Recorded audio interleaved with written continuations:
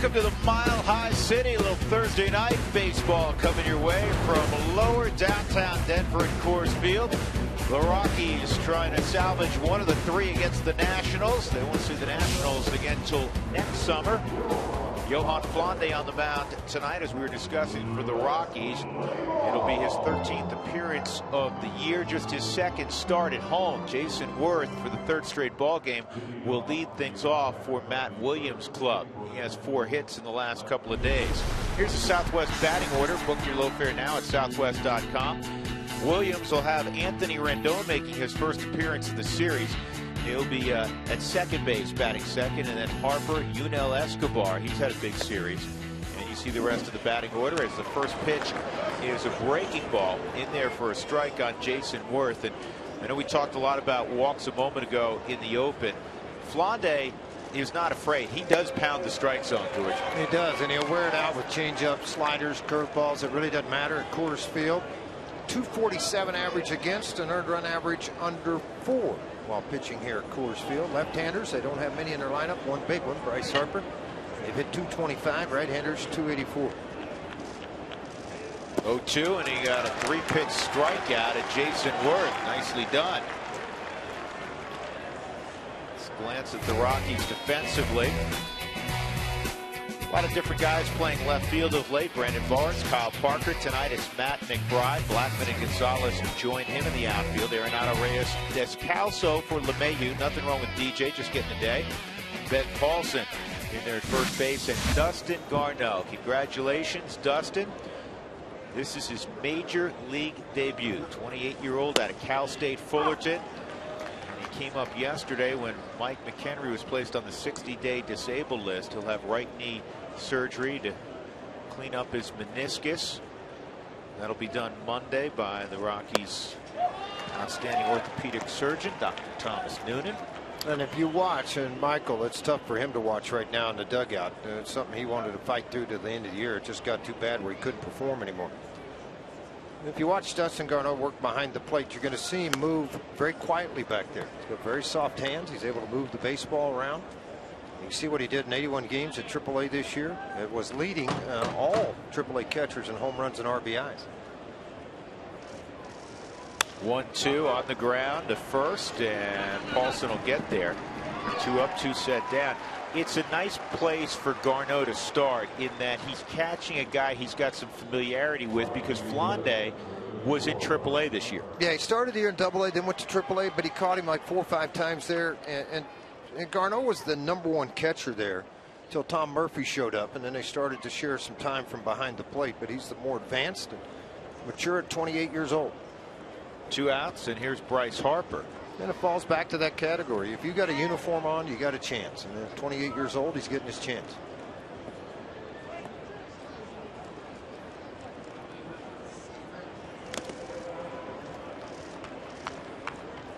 The Nationals are coming out swinging the bat because the scouting report will tell you that Flande is around the strike zone. I like what he did to Harper. He came in and down early. Flande, a 29-year-old. Going back in again. Hard on the ground. That's fair ball. And it redirects away from Cargo, but he'll get there in time to hold Harper to a double. So Bryce Harper, who doubled in last night's ball game, doubles with 2 outs here in the first.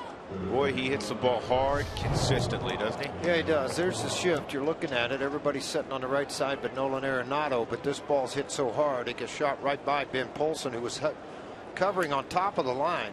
First base umpire Quinn Wilcott tried to jump to get out of the way of that ball, but it was a fair ball. See that on the Subaru Supermoto, and it ricocheted off of that wall. And as a right fielder here at Coors Field, you just never know what's going to happen when the ball gets over into the corner. You got to play a little deeper to watch the ricochet.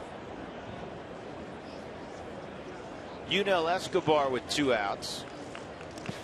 And that ball blocked nicely by Dustin Garneau.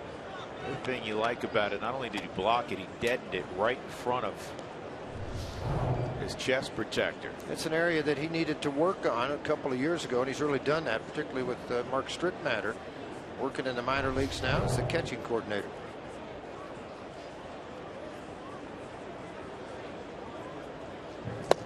Escobar takes low. It's 2-0. Unell's 5 for 7 in the series. He's driven in 4 and scored 5. So he's been in the middle of things.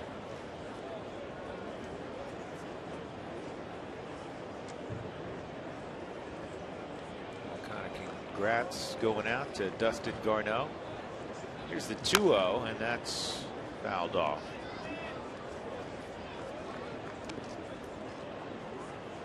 He throws so many changeups. I think a lot of people just assume, well, he's a soft tossing lefty, though he's not a fireballer. He'll average 91 or so with his fastball, so it's not, he's not, you know, slopping it up there. That's plenty hard enough. Yeah. And it just becomes location more than anything else. This ball toward third. Arenado still has time, and he'll throw out Escobar by a couple of steps. There was a 2-out double by Harper. No problem for Johan Flande, however, after that.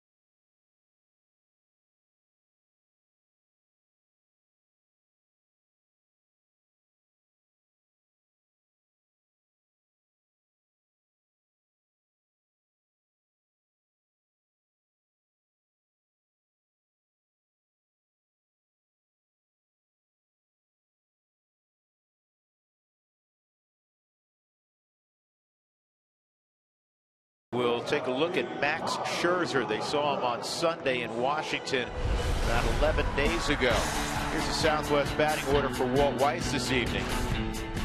It'll be Jose Reyes, Cargo, Arenado, Paulson. That's been the first 5 most days of late. Then Matt McBride will bat 6th. Daniel Descalso, Dustin Garneau in his first big league game will bat 8th in front of Johan Flande. Well, Max Scherzer's done a whole lot of winning the last few years. The guy originally came up in the Arizona Diamondback organization, and George had mentioned a little while ago he hadn't been here since 2009. 194 strikeouts, 165 innings pitched. And you look at the earned run average, you say, wow. His first 16 starts of the year, though, 182 earned run average.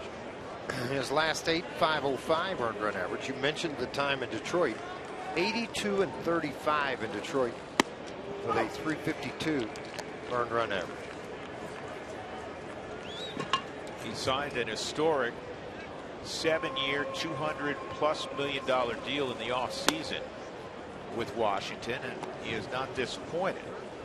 11-9, but the ERA is 2.73. He threw a no-hitter earlier in the summer.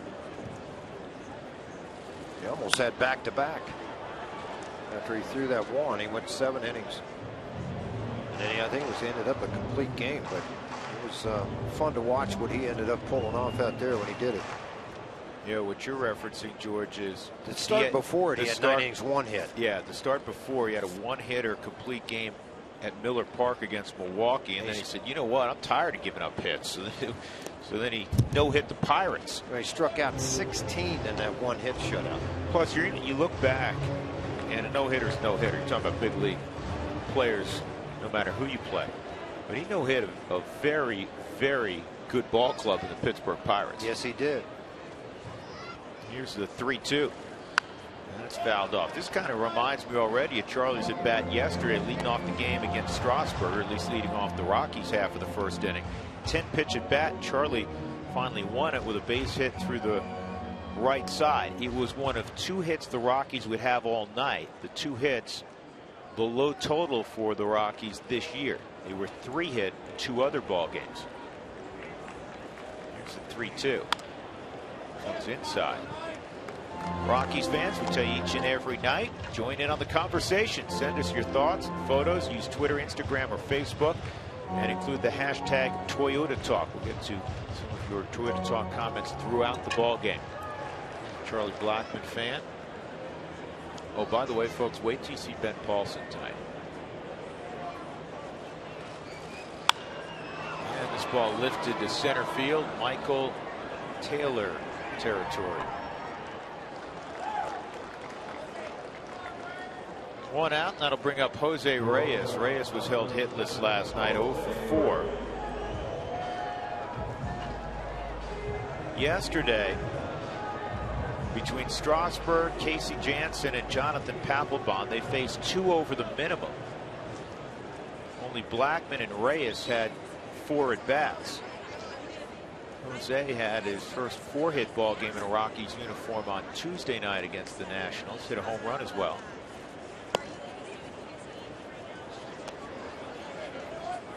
Reyes this year hitting .313 against Washington.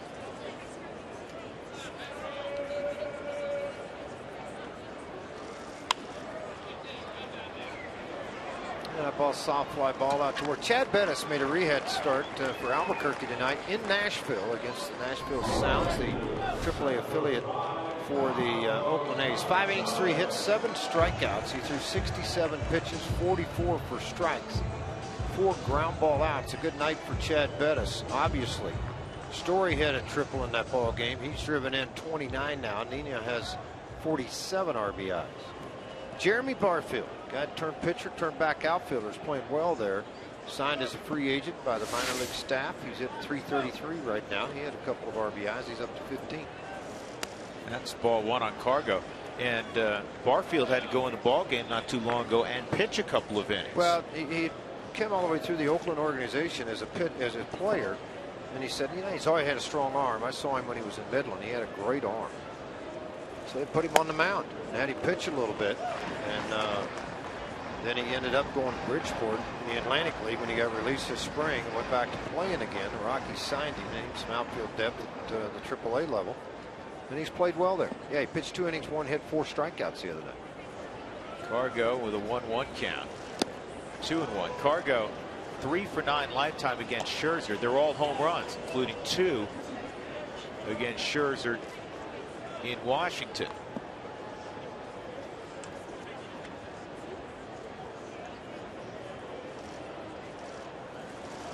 Tell you really control innings is getting their leadoff man out. He did that with Charlie Blackmon on a fly ball to center field.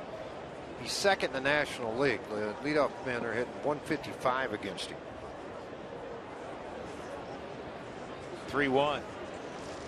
DeGrom with New York is leading it. They're hitting 145 against him. DeGroms, what I call him, DeGrom. He knew I was talking about. They're in town right now, by the way. The Mets got here last night. Here's the defense for Washington. Jason Worth, Michael Taylor, Bryce Harper in the outfield. Desmond's made 23 errors at shortstop. Yunel Escobar at third, Anthony Rendon at second, Ryan Zimmerman at first, and Wilson Ramos, all 3 ball games behind the plate.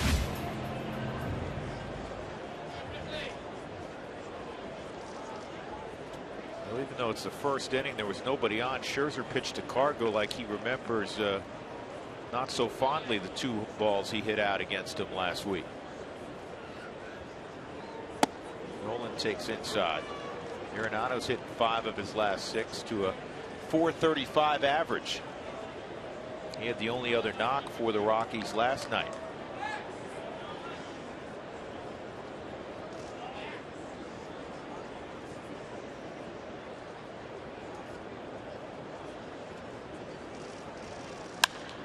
And this ball is in the air as well to center field.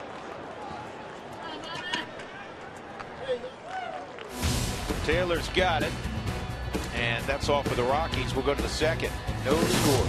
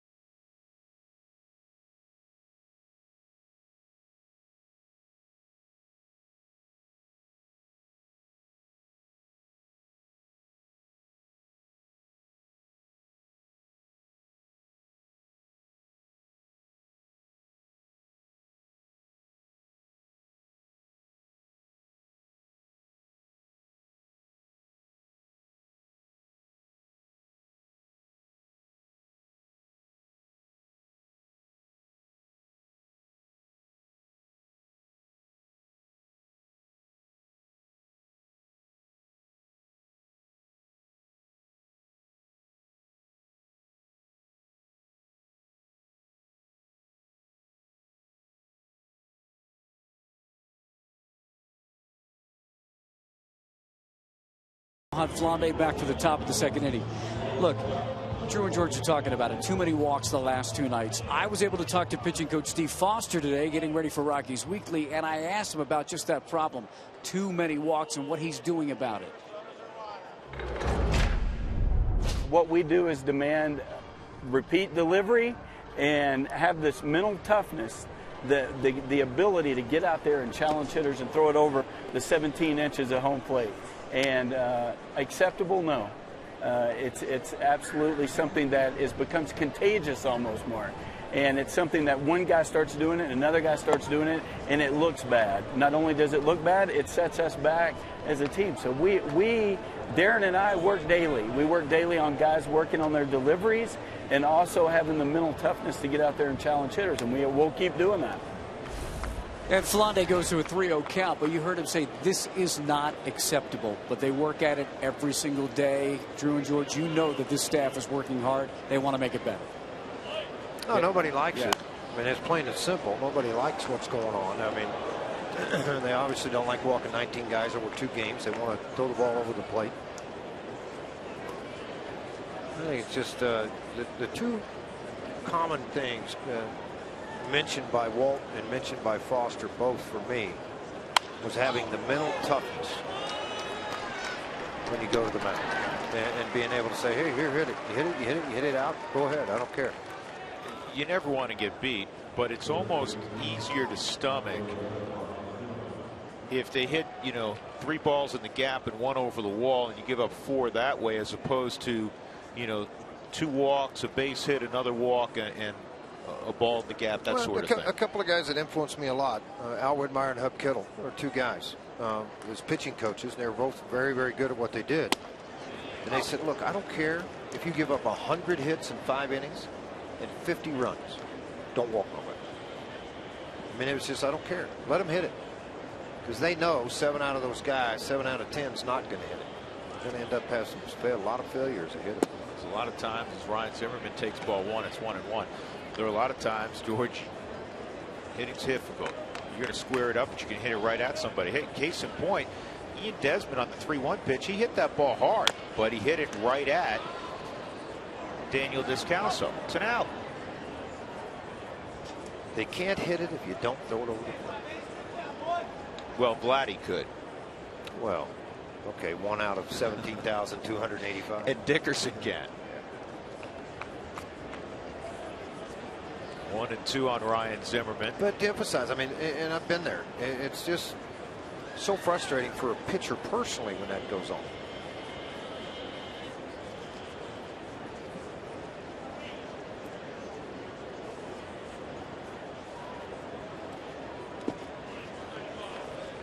Block again by Dustin Garneau. Exciting night for him. Exciting night for his family. I'm really happy for him. They say his makeup is off the charts. Cerebral player, team-oriented guy. Always been well thought of in the organization. Well, he's always backed up everywhere he's been. He's never been the guy until the last couple of years. He got to go to the Arizona Fall League last year. So, I mean, all of a sudden they give you those reins and you find out what he is. Pretty good. Here's the 2-2. Just missed. 3-2.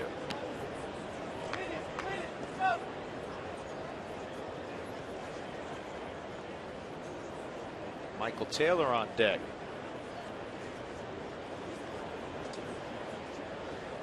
Swung on and missed. So Flande strikes out. Ryan Zimmerman with 87-mile-an-hour sinking. That might have been his changeup. His changeup, the difference, George, is not a huge amount. That was a changeup, yeah, wasn't it? Changeup, sure was. And again, if you have the toughness or the ability to throw a changeup on 3-2 counts in a friendly hitting ballpark like Coors Field, you're going to have a lot of success. 2 strikeouts as Taylor steps up, and he hits one on 2 hops to Reyes. Strong inning for Flande. Middle of 2, no score at Coors Field. See Dustin Garneau.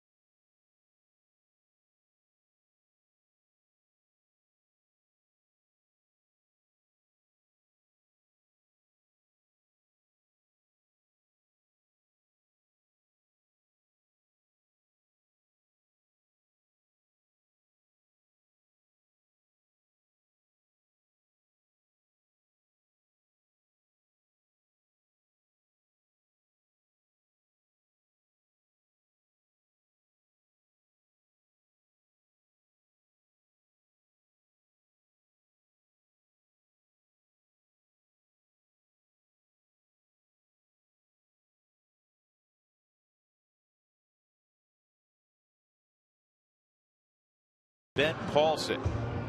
He's 6 pounds lighter today than when you saw him yesterday. Shaved the beard. There's a story behind that.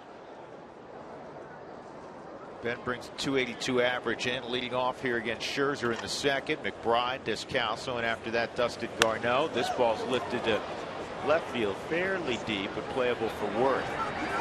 All right, Mark, you know all things beards with Ben Paulson. What's the deal? I'm the last person to ask about beards, but I asked Ben and Charlie Blackmon about it. Listen to the sound first, and then I'll elaborate. This morning I went to trim it up, and I took a little too much off. So it went away. Just didn't stop. Yeah, no, I took too much off the left side, like I said, and became a new man. So I don't know if anybody's ever seen me like this. Who's Ben Paulson? No, he's a new guy. He's marking up a win for us tonight. Let's hope so. Benny told me the last time he was clean-shaven, guys, was March 21st. He shaved his beard off in spring training because he wasn't getting any hits. The next day, he was sent down and didn't make the club out of spring training. And I said, well, that didn't work. He said, no, well, hopefully this will. Take a look at the split screen. You can tell how different he looks. Cargo was funny today, Drew and George. He pointed to him. He goes, are you talking about Paul Benson? That's his name for him, Paul Benson, as of tonight. Well, the guy on the right kind of looks like his high school picture, you know? Looks like a little kid again. Paul Benson. He's not, but you know, he hacked it off, but he's got some work still to do with the razor. No, he's just letting it grow back. McBride bounces that up the middle. Desmond spins, throws, and connects with his first baseman Zimmerman. 2 outs. That'll bring up Daniel Descalso. Patrick Saunders quote of the day from Walt Weiss: some wildlife lost some habitat. Paulson shaved the beard. Walt's got a very dry wit.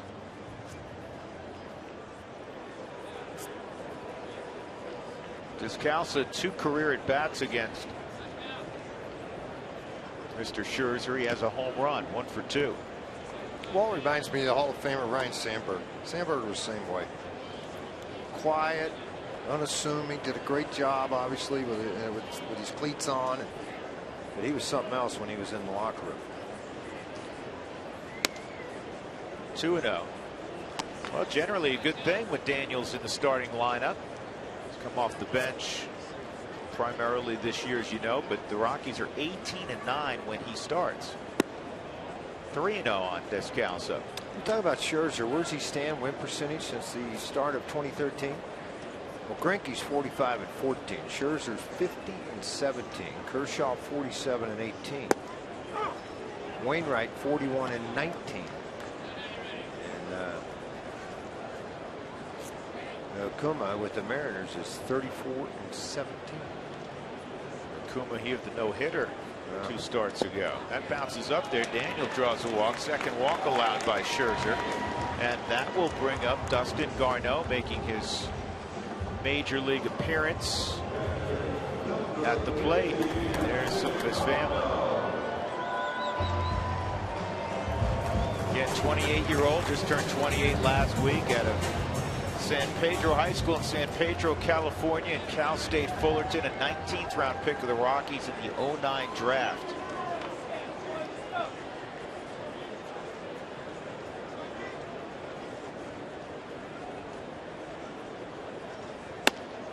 And he takes a strike.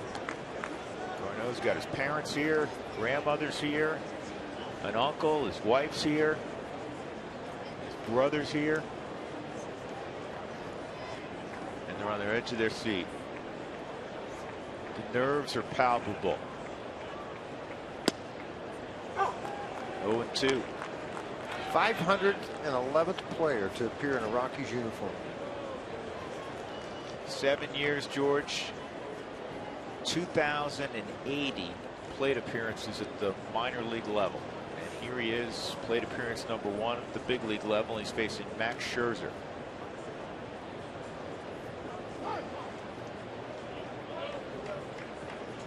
When you think back from Mom and Dad, all the T-ball games, the Little League games, the the travel ball encouragement. games. You know, the encouragement. Just keep working hard. It's going to happen. It's going to happen. Keep putting up numbers. Somebody will give you that chance.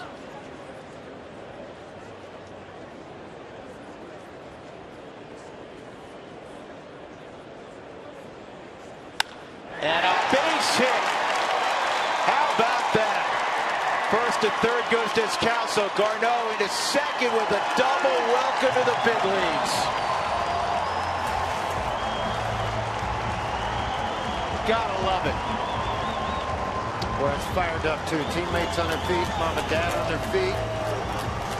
Hard to keep the emotions in right now. How about that, man? I have goosebumps. And we've all seen it, George, many times doing what we do. Guy gets called up, gets his first big league hit. It's still special. Yeah. 0-2 count. Against Matt Scherzer. Thank you. You won't have to dig and say, man, who did I get that first hit off of? What was the guy's name again? That's right. Pretty neat. Flande, who will do that. I got it. Try to bunt for a hit. Let's take a look at this swing. Let's take a look at this swing. Made a mistake, left the fastball in, and Dustin just pulled the trigger and ricocheted this thing into the corner.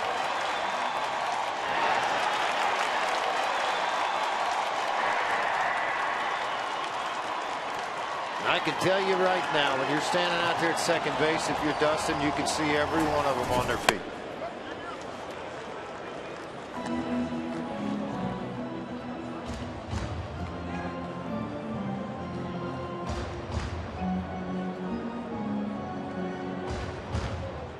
Took 2 strikes and then ripped that ball to left. 0-2 on Flande. Don't be surprised to see him bunt again. Figure he has a better chance of doing that. See what I mean? Yeah, I do.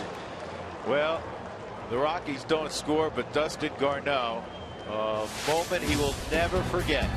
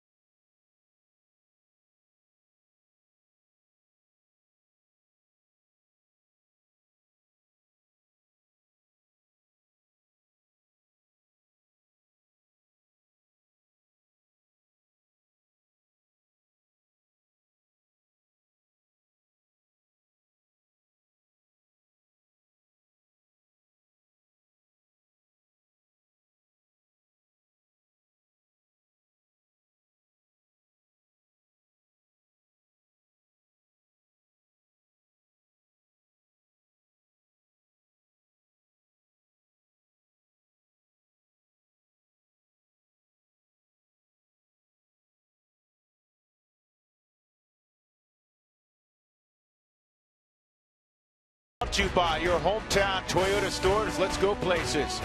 And by Southwest Airlines. Book your low fare now at southwest.com. So on a pretty evening in the Mile High City and beyond in the mountains, the Rockies and Washington National scoreless. Top of the third inning, Dustin Garneau got the gear back on, floated the dugout to behind home plate. Attaboy Dustin.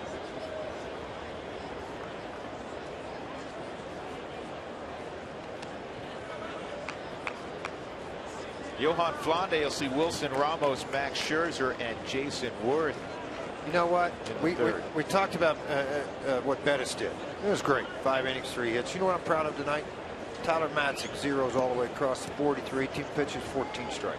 That a baby. You know what? Pitched That's the awesome. came in and pitched the 7th inning. The Albuquerque Isotopes defeated the Nashville Sound 6-0 in the first game of a doubleheader. Hey, that is terrific news, because Tyler Matzik, George, I don't know how I say, he got the thing. 2 ground ball outs. That's nice. And all of a sudden couldn't throw strikes. He threw beautiful bullpens, but couldn't throw strikes during the games, and it continued that way in the minor leagues. And he had 7 walks in an inning, 6 walks in another inning, and the Rockies decided, listen, you need to get away from baseball for a while. They sent him home to Southern California. He came back recently. This is I think his 3rd appearance, right, George, back with Albuquerque. It is. And to see him, and the first couple were better, but there was 2 walks in one, 3 walks in another.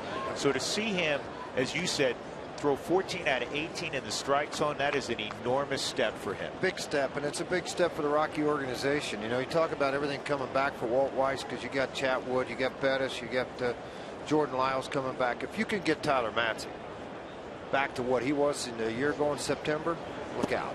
That's a strikeout. Flande gets Ramos. Well, on Sunday, Chris Russin throws a complete game 5-hit shutout.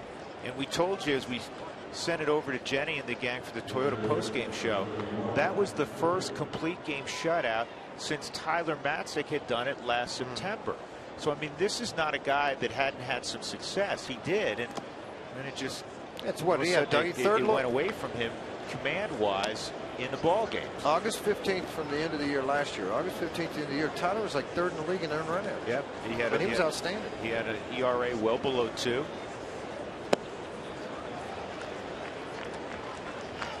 One ball, 1 strike on Scherzer. Who wants tacos? When the Rockies score 7+, go to participating Colorado Taco Bell locations the next day. Do it between 4 and 6.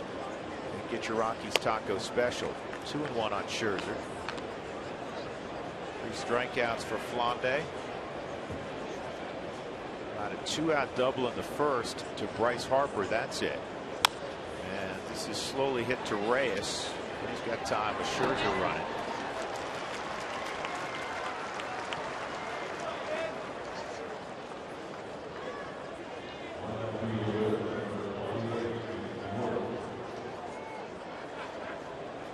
Low throw in the dirt, but picked out of the dirt by Ben Paulson.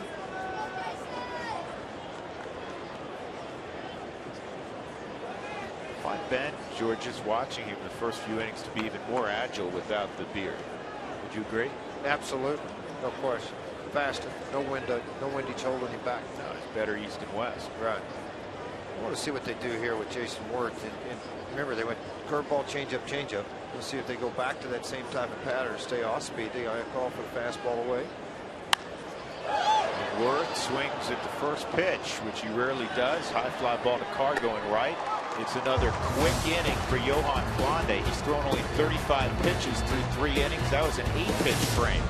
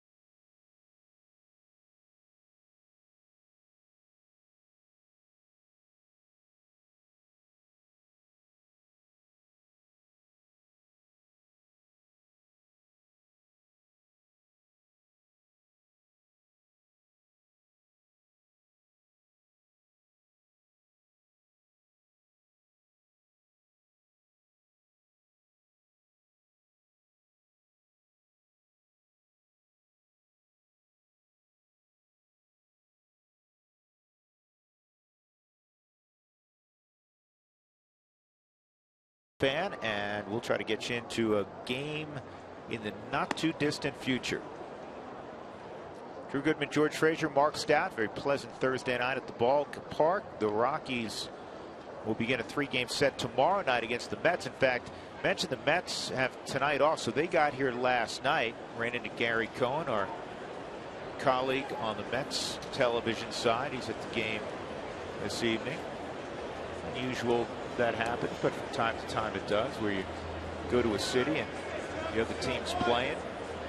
I know a lot of times you go in on a Sunday night baseball's going on, you land in San Francisco or LA, scoot out to the park and catch the last 4 or 5 innings of a game. I'm trying to think, Doug, you'll figure this out. Next week the Rockies, we play 3 in Atlanta, and then we go to Pittsburgh. There's an off day Thursday in Pittsburgh. I wonder if the Pirates are still playing. This ball's fouled off by Blackman. By the way, Charlie Blackman, the first time he sees the pitcher, 258. The second time he sees him, 327. Let's see if that holds true here against Max Scherzer.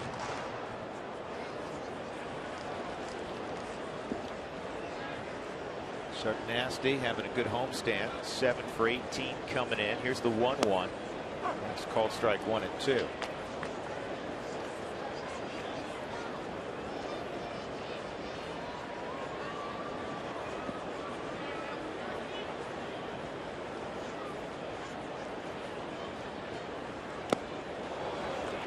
And a strikeout of Blackman. See, George, exactly what I said. Next Thursday. Oh, they're on the road. No, see, I'm messing this up. Well, maybe you'll stop and get gas in Chicago. They're in Miami, so. Oh, you're not going to Miami. We're not going to go Atlanta to Miami to Pittsburgh, so we will not see the. But we can watch the game on TV. How about that? With every challenge call, the Subaru Eyesight Review will determine the outcome. Love, it's what makes a Subaru a Subaru. 1 out. Here's Jose Reyes. He takes a strike. Yeah, Pittsburgh, Seattle are Root brothers. All ran and operated by Root Sports. Houston Astros now as well. They're in the American League. Still hard for me to look at them as American. Oh, League I know. club. Oh, I know. McHugh was pitching tonight for him. Down 1-0. There's no way you're going to get Jose now. That'll be an infield hit for Reyes. That had a lot of English on it. Yeah, but a pretty good athletic play by Scherzer, too. Tell you what, he got off the mound in a hurry and made that little snap throw over there.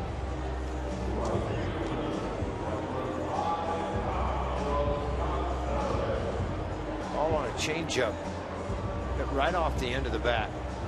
Scherzer finishes with his back turned a lot of times, and that didn't close up so well.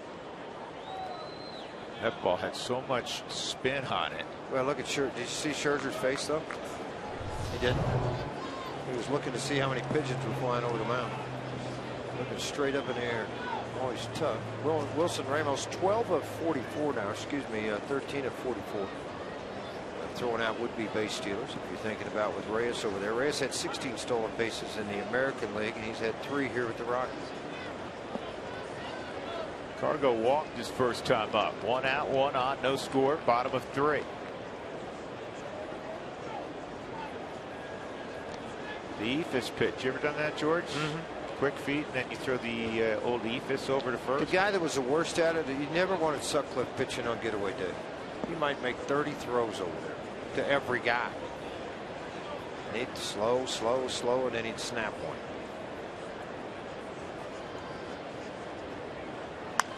Now, how good's Carlos Gonzalez been since the All-Star break, and where does he rank? Drew, it's pretty exciting to look at. A healthy Carlos Gonzalez. First in homers, first in ribbies, second in slugging percentage, second in runs scored in the National League since the All-Star break.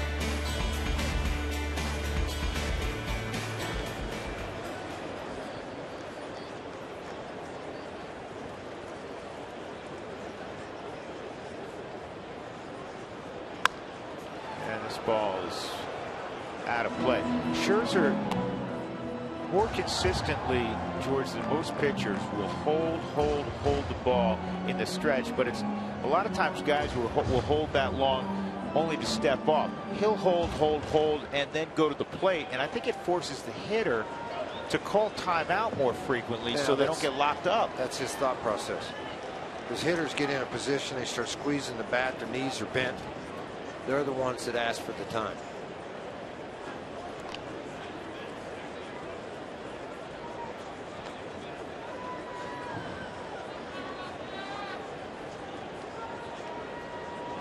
Strikes on Cargo.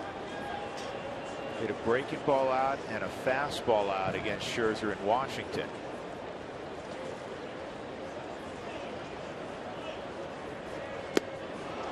And he gets Cargo on 3 pitches, 2 outs.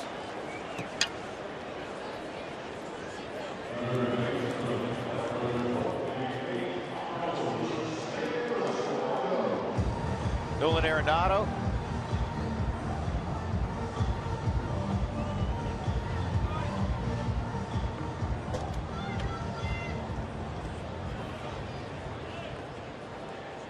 Nolan a fly ball to center in the first inning.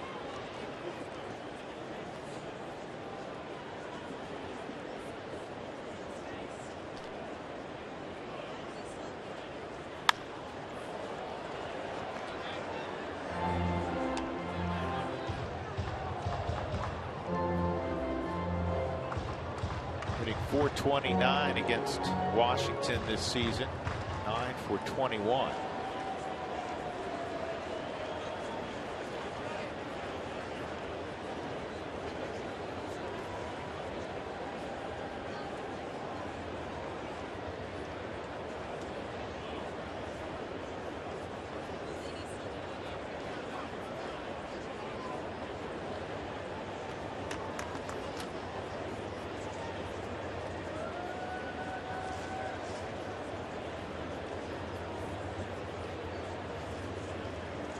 I had to giggle. Drew, I just got a text from my son Parker, who's playing in my hometown right now in Springfield, Missouri. He said a guy named Tripp just came up and wanted to know if you remembered him. You played t-ball with him. Text him back. That was 55 years ago. I don't remember, but tell him on it. You're basically lying to Tripp. Yeah, basically. Yeah. Hope Tripp doesn't have Slingbox and he's watching the broadcast. Exactly. That's line, but right at Desmond, that'll end the inning. Reyes left the board. We'll go to the 4th, no score. Johan Vlade, Max Scherzer.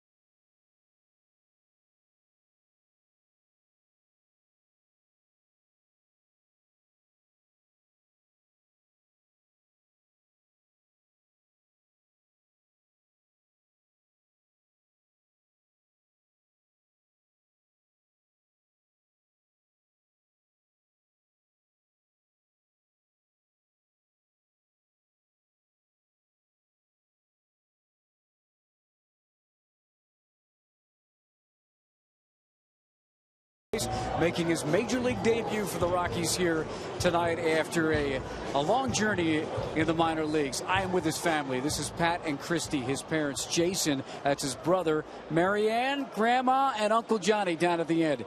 Mr. Garneau, pretty exciting day, huh? Unbelievable. We've been waiting for this day for forever, and we are blessed that it's finally come to fruition. Yes. What did you think of that first at bat? Oh, I was so thankful he got such a nice hit. How about an 0-2 pitch from Max Scherzer that he turns around? there's nothing wrong with hitting a ball off a Cy Young Award winner. You know, it's a great way to start the career at this level. Dustin Garneau started in 2009 in Casper. That was with the Ghosts, the rookie league team. He worked his way all the way up. This is a product of a lot of work. It's an unbelievable product of a whole lot of work, and more than a whole lot of work, it's a whole lot of sacrifice. It's unbelievable what these players have to sacrifice in order to get to the next level. You posted a photo on Facebook that we're going to show everybody, and it goes back to a photo from 2009, and then you'll see a photo from today. I want you to explain how that photo from 2009 came about. 2009 was Dustin's last year in college ball. 3 of the 4 years he participated with Cal State Fullerton Titans, they made it to the World Series. On our way out to Omaha, Nebraska, a caravan, we had learned that he was drafted to the Rockies.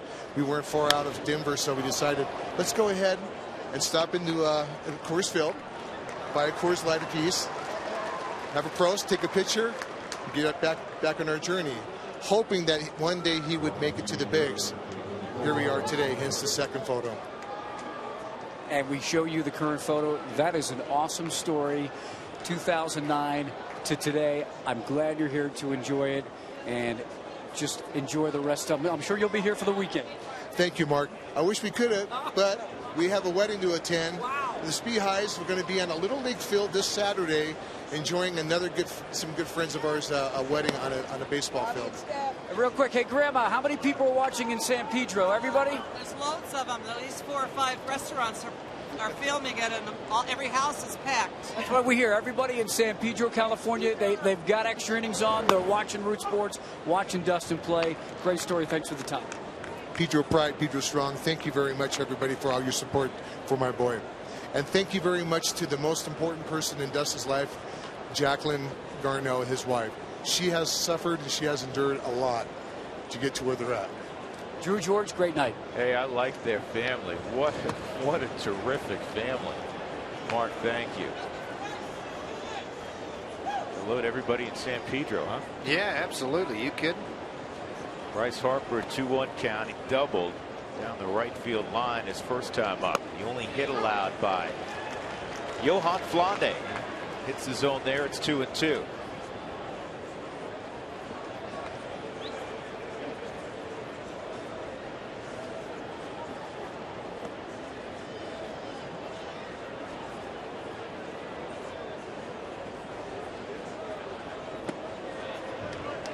Held up 3-2.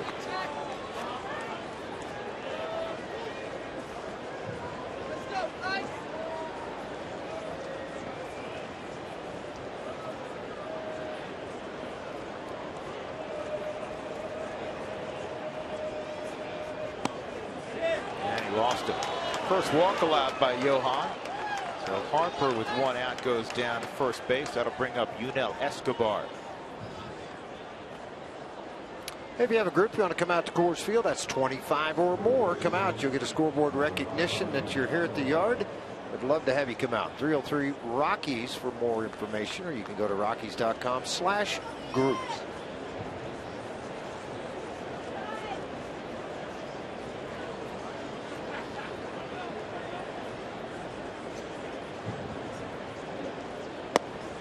I mean, it hadn't happened yet, but I'm really looking forward to fantasy camp this year in late January. Todd Helton's going to be there, folks. Make sure if you haven't signed up to make the phone call to the Rockies.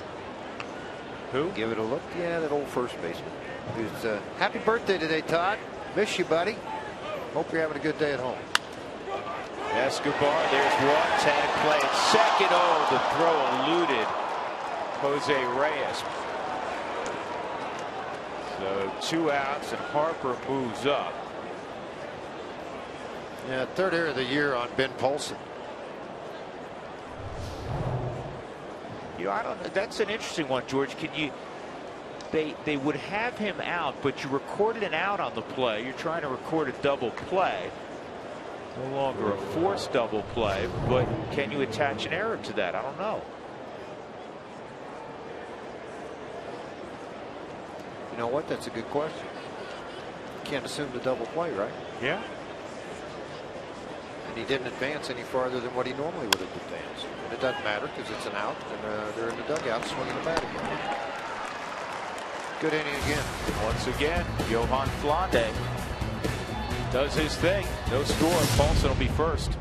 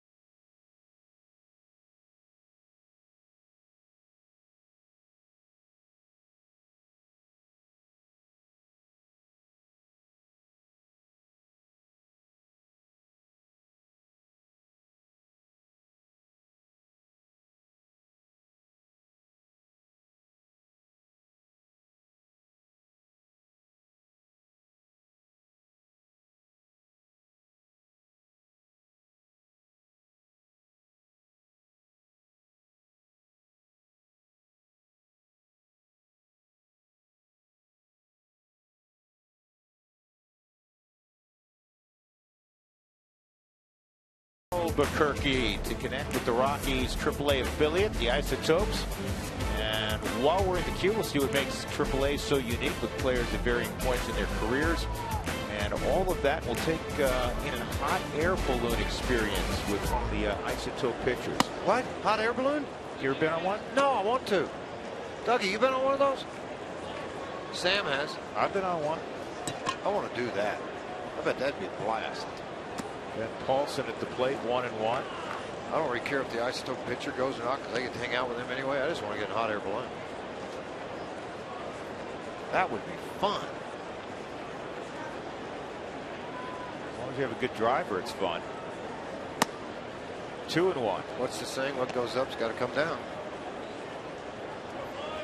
Got to go a little soft on the down, though, right? I'd like to come down gently.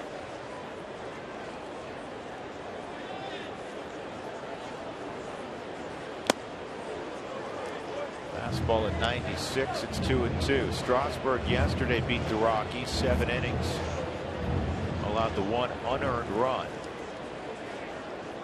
Struck out 17 in 2 ball games. Did not walk anybody against Colorado. The 2 series this season.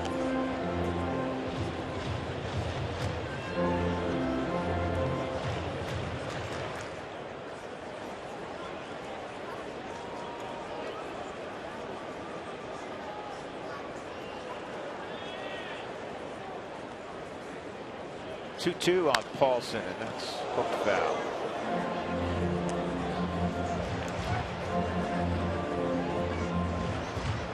Some happenings around baseball. Chase Utley approved the trade to the Dodgers, reunited with Jimmy Rollins up the middle. Will Venable was traded from the Padres to the Rangers. Josh Hamilton, with a knee injury, had to go on the shelf.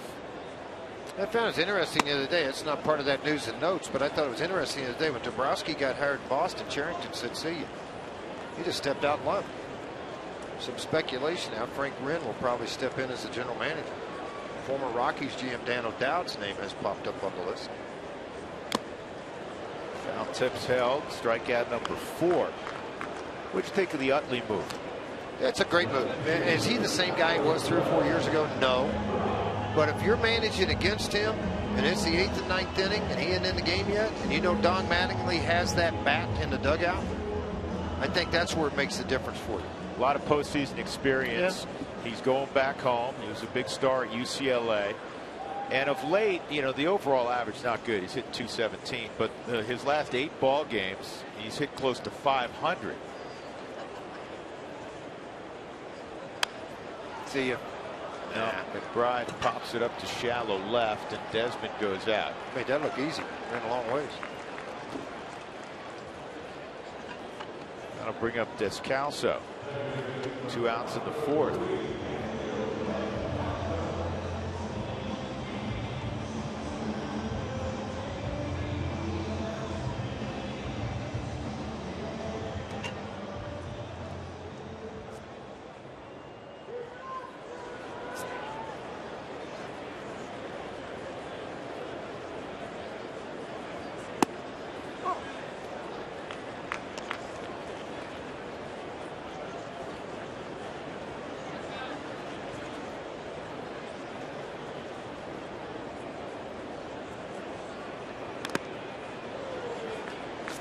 Strikes on Daniel. He'll surprise you time to time. He's got some pop. Not the biggest guy in the world.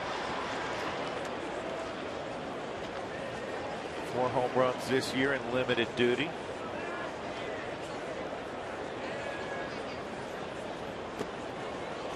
And Scherzer fools him there. 5 strikeouts now for Scherzer. A 1, 2, 3, 4th inning.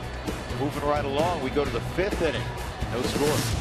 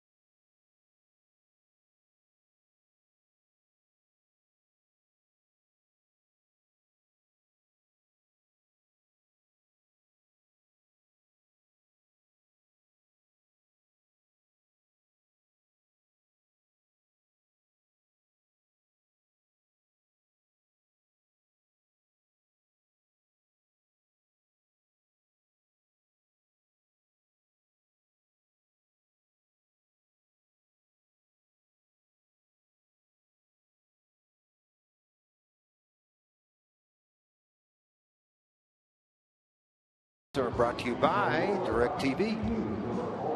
As you look now, the Mets are on top by 3.5. They're in town this weekend to take on the Colorado Rockies. The Nationals trail by 3.5. Could pick up a half here. The Braves, Marlins, and then the Phillies are in bottom 2. Well, the Marlins thought they were going to be in a lot better shape this year, and it didn't work out. They had to get rid of a lot of pitchers. They've had some injuries. Fired the manager. General manager became manager. I'm the boss. If I want to manage, I'll go manage.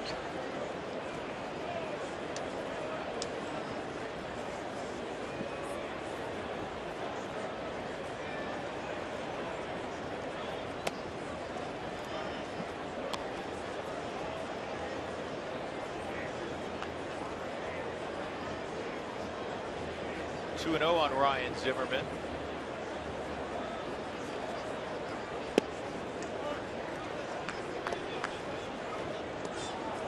Second 3-ball count. He's had a walk in the ball game. That walk came back in the 4th inning. 1 out. 3-1. Regardless of the count, what I like about Fondy is the pace and control of the ball game. Catch and throw.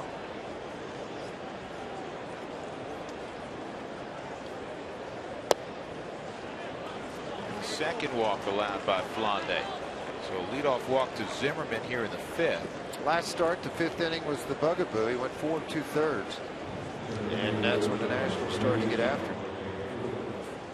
55 pitches in the ball game so far for Flondy. 32 of those have been strikes. With the 4 shutout innings, their run average down to 380.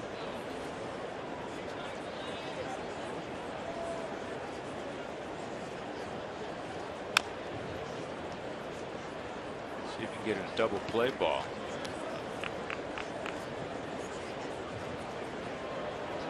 Michael Taylor, tough man to double up. Rockies doubled him up the other day. It was just the second time he'd hit into a double play this year. And the two toughest guys in the league to double up, the other being Jock Peterson. 0-2.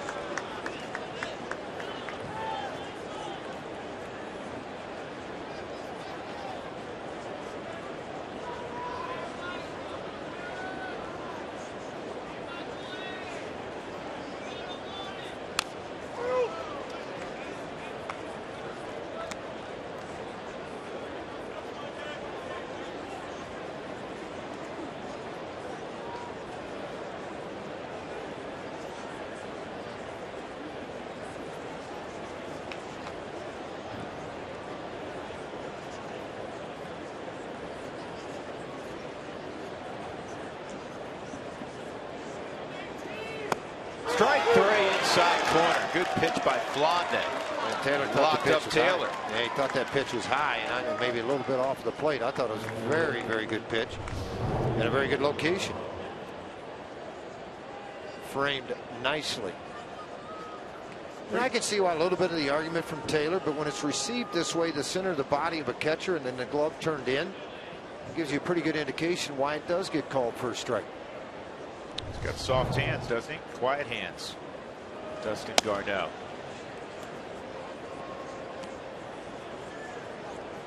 Wilson Ramos struck out his first time up. Flondy with 4 strikeouts in the ball game.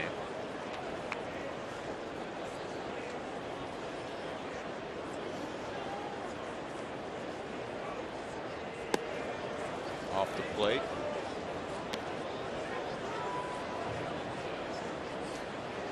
Flondy started the year at New Britain, Double-A. He was 5-0 with a very low earned run average. Was called here to the big leagues, sent back to Albuquerque, then back to the big leagues again. He's another guy that has persevered through the minor leagues for a while before getting his opportunity.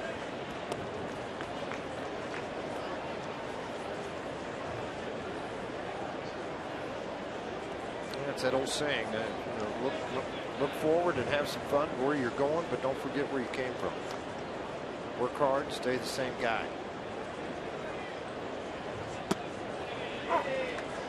Three and one.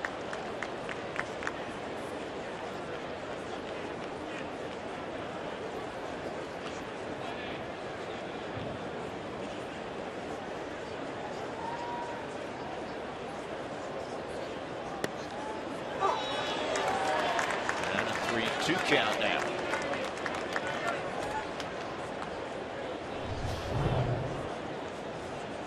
Good pitch. Received well again.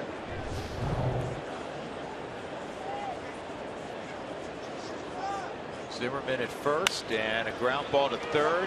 Nolan, great pickup. There's one on the first. Double play. What a 5-4-3 twist that was. Boy, that third baseman's pretty good. He's really good. He's so much fun to watch. How about that short hop here? Going to pick it.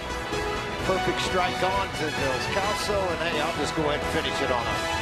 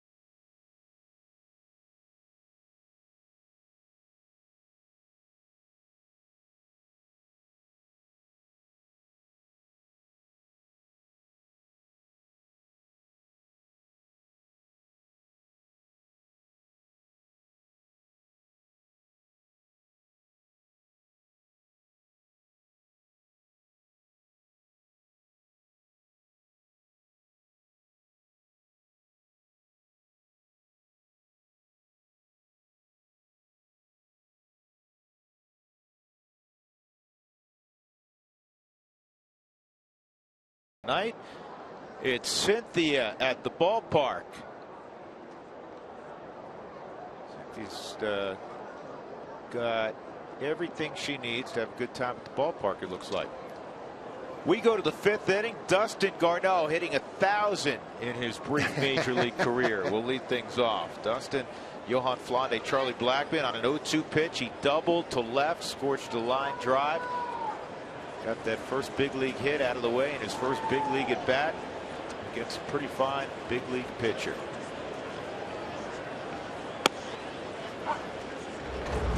Yeah, that's a good pitch. I mean, it's down and in there. I don't even. Then all of a sudden, bam! You got that line drive double. When he went around, he rounded second. The dugout, they're excited for him. There's a lot of guys in that dugout that knows how long he has fought to get to this level. Fall out. Rendon goes out and makes a nice catch. So Garneau gone, and that'll bring up Flande.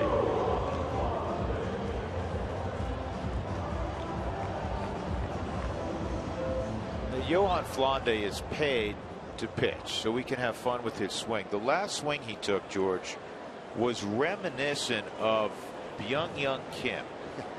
And we were trying to determine, in the interest of full disclosure, folks, George and I were trying to determine, along with Doug Marino up here, was that the ugliest swing we'd seen, or was one of BK's the ugliest swing? See, that we'd seen? That wasn't bad. That was pretty good. No, that wasn't bad. Yeah, but the one that he struck out on, that was not good.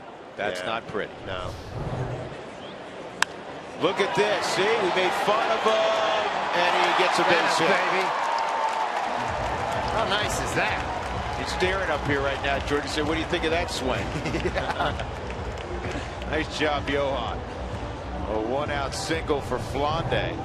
I mean, Scherzer's thinking, all right, that last swing, I'll just blow a heater right by him, and he'll bail and wail and let it swing and see what happens. Flared it out of the reach of Desmond. Just got into the outfield.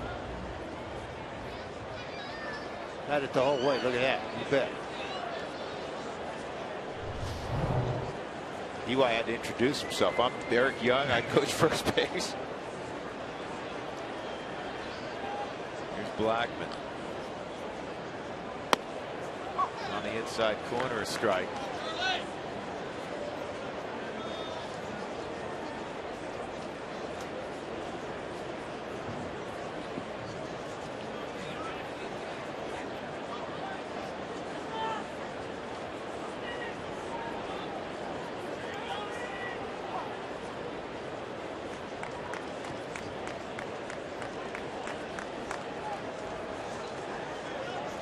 Rockies defeated last night 4-1 with 2 hits. That flare a moment ago, the 3rd hit of the night.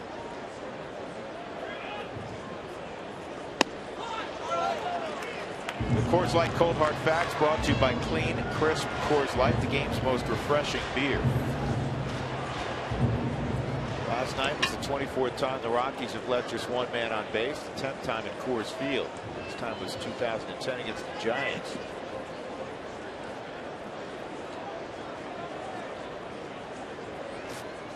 Rockies had only 3 base runners the whole evening.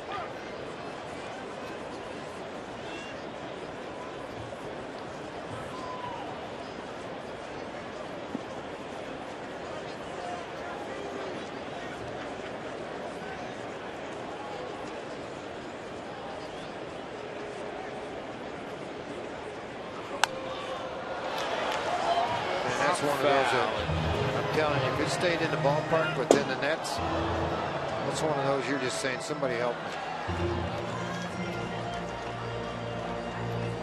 You know, Dodgers got rid of Alberto Casbo, a pretty good player. Had to make room for Utley. Yeah, but Seager's also playing pretty good. He's been playing 3rd the last 3 nights. That's their #1 prospect playing in Oklahoma City. Started the year in AA Tulsa.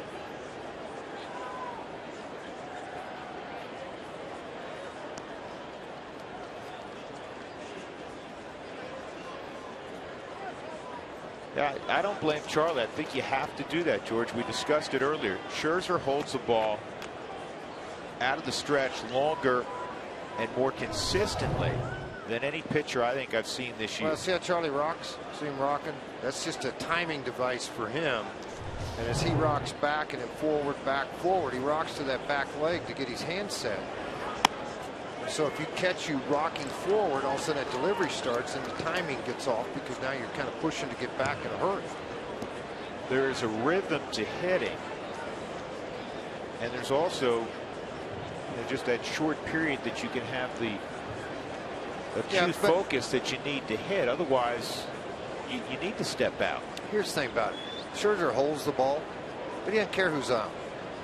I mean, Flaundy's on first. He's not going anywhere. Look how long he's holding the ball. It's all part of his pitching repertoire. It's all part of to slow things down out on the mound and take care of the hitter. I mean, think about it. Was Flaundy going to steal a base? No, of course not. But it's part of what you get. The art of hitting is to be on time. The art of pitching is to throw off the timing of the hitter, right? Well, and to be on time pitching wise. A lot of guys get in a hurry on the mound. Front side flies, hands break late, the ball's up. All that's about release point and timing also. And if you watch Scherzer, he comes to a set position with his hands and they stay pretty set until he gets everything balanced. Okay, I'm ready to go here. It's called controlling the pace of the game is what he's doing. And obviously, he's pretty good at it.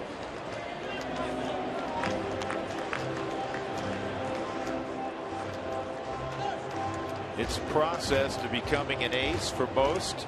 Scherzer got to the big leagues in 08, went 0-4 in 16 games, 7 starts. We had a 3.05 ERA though in Arizona. The next year 9-11, a 4.12 ERA in 30 starts.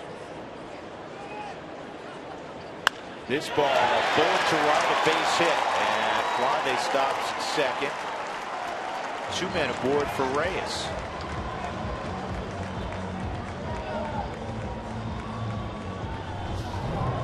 Four hits on the board now for your Rockies. This is a pretty good pitch. Sinker that was down in the middle of the plate at 94 miles an hour. Charlie, we mentioned second time through a jump from 258 to 327. So this third look at Scherzer comes up with a base hit. That average jumps to 330 the third time he sees it. Reyes an infield hit, and that's down the line. That's a fair ball. Flaundy will score easily with the first run of the game. Blackman is going to get a late stop sign from Stu Cole. And it's second and third with 1 out. Rockies leading 1-0.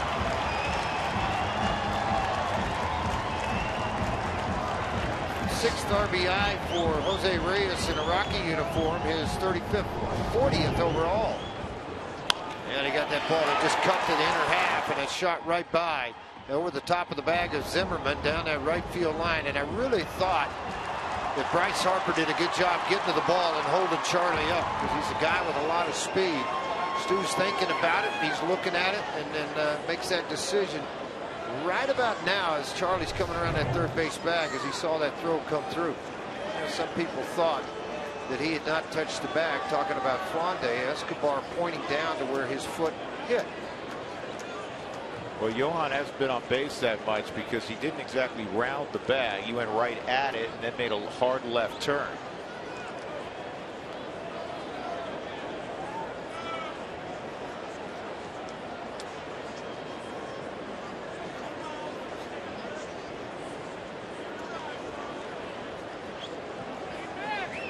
And they don't want to pitch to Gonzalez. Here, right. Looks like he's right on top of the bag.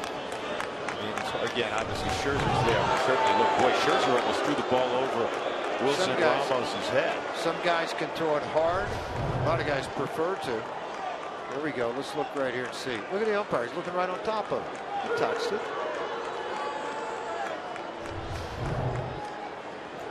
Jim Wolf standing right on top of the plate. So they'll pass on Cargo to load him up with 1 out for Arenado, the RBI leader in the National League. Second, I should say. Second right now in the National League. Yeah, 87 RBIs. Goldschmidt's ahead of him. Has 88. Arizona's playing tonight 5-4 with Cincinnati in the 8th. Nolan bounces to the plate. The Rockies up a run. A chance to increase that lead significantly right here. Bases loaded, 1 out. Arenado, a fly ball to center and a line out to shortstop. Bases loaded, 3rd time all year that Scherzer's had the bases loaded. 3rd time. That's something in 25 starts. They'll make you pay for it. Sitting on the fastball, and he got a slider at 90.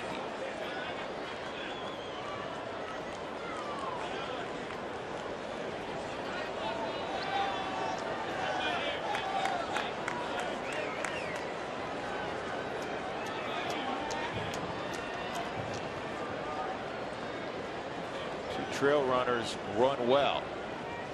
Arenado finds a gap. Yeah, let's just see what he does here, meaning Scherzer. If he's a lot of aces have that ability to jump it from 94, 95 to 96, 97, 98 when they need to strike out. He's ahead 0-2. He can do that, and the chase pitch for Nolan and a lot of hitters is the slider away.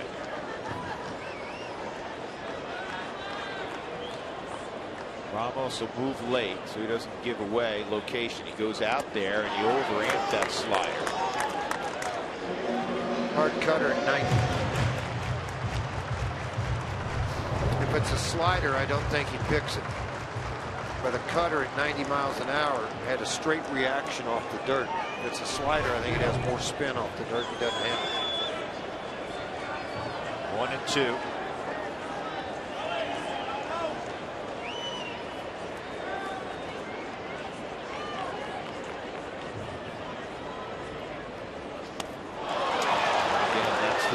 We see Nolan chase. 2 outs, and it'll be left to Ben Paulson. Hard velocity at 90 with this kind of break, and your reaction's got to be quick. Nolan trying to keep it alive, foul that pitch off on an 0-2 count. Excuse me, 1-2 count. Hard to do. Goldschmidt's 0 for 5 tonight. He doesn't have an RBI. Nolan still trails him by 1.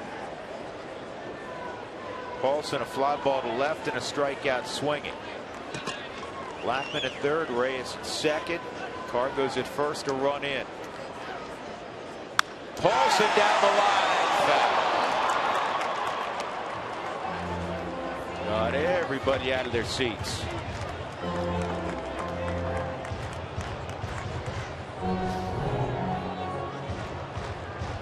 Boy, you hope that would have stayed fair. Man, oh man.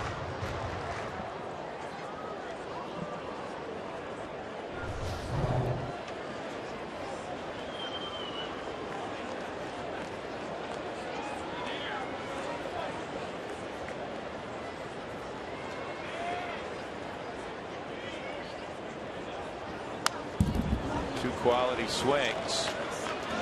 Now 0-2.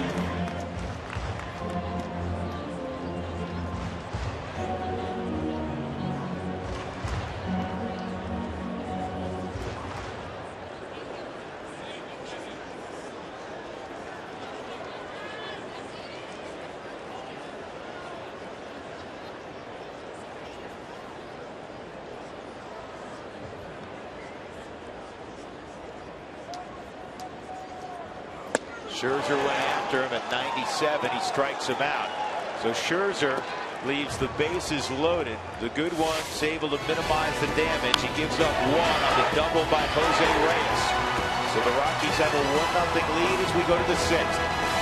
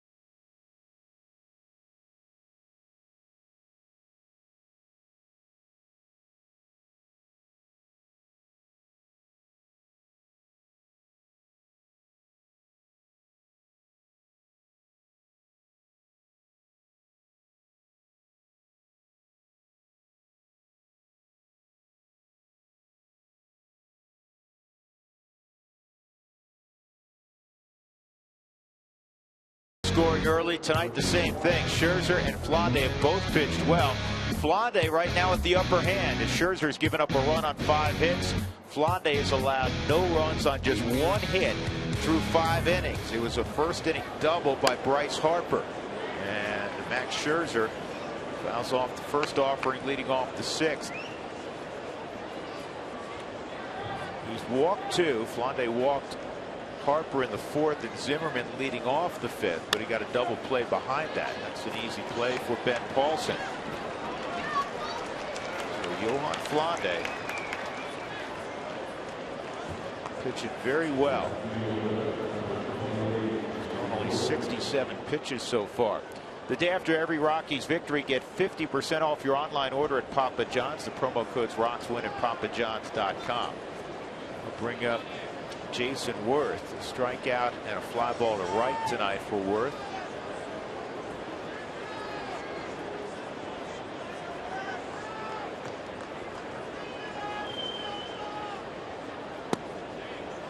There's a strike. Worth in 2 at-bats has seen only 4 pitches. Very unusual for him. Struck out on 3 pitches starting the ball game, and then on the first pitch he saw in the 3rd inning, he hit a fly ball to right.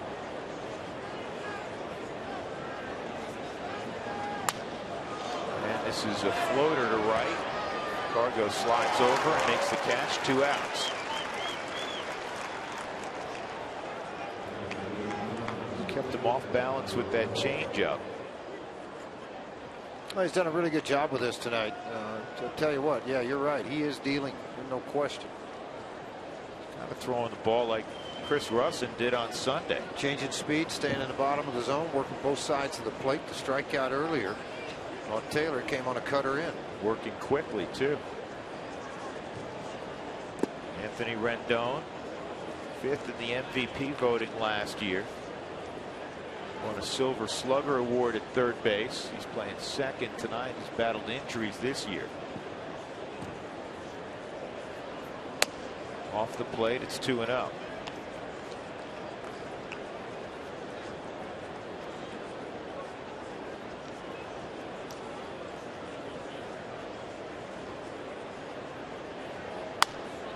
Hard pass, Ben Paulson. Cargo to the baseball quickly, and it's just a single with 2 outs for Rendon. But now you have to deal with Harper.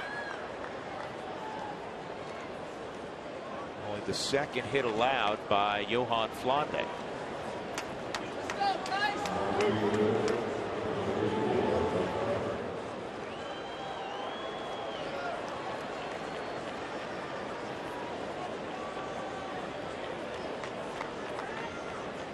Harper with 30 home runs. Should be mentioned, no Nationals player or Expos player has ever led the National League in home runs. The club record is 46 by Alfonso Soriano, and this is going to get Flande out of the inning. Reyes makes the catch. Harper pops out. Middle of 6, 1-0 Colorado.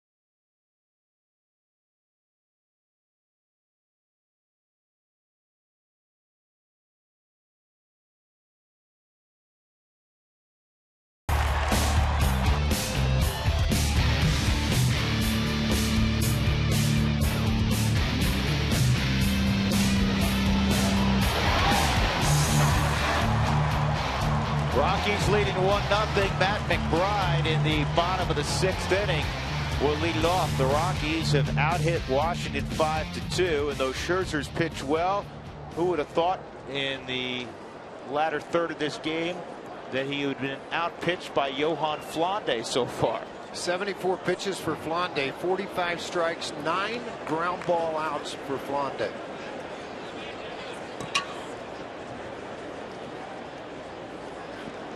And you love it. McBride, a ground ball to short and a pop to short.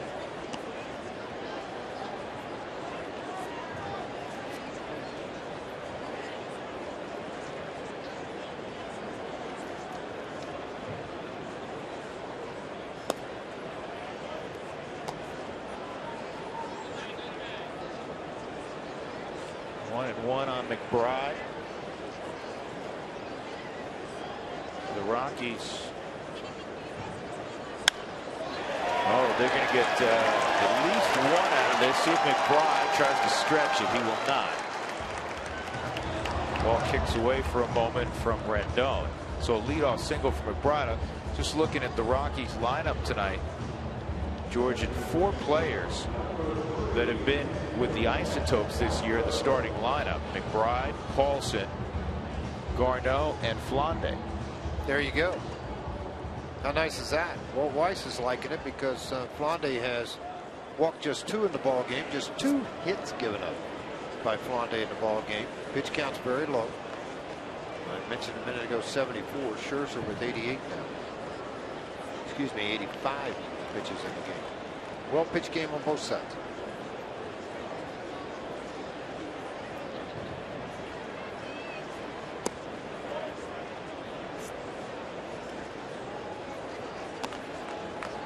Descalso with a 1-0 count. Daniel struck out in the 4th, walked in the 2nd.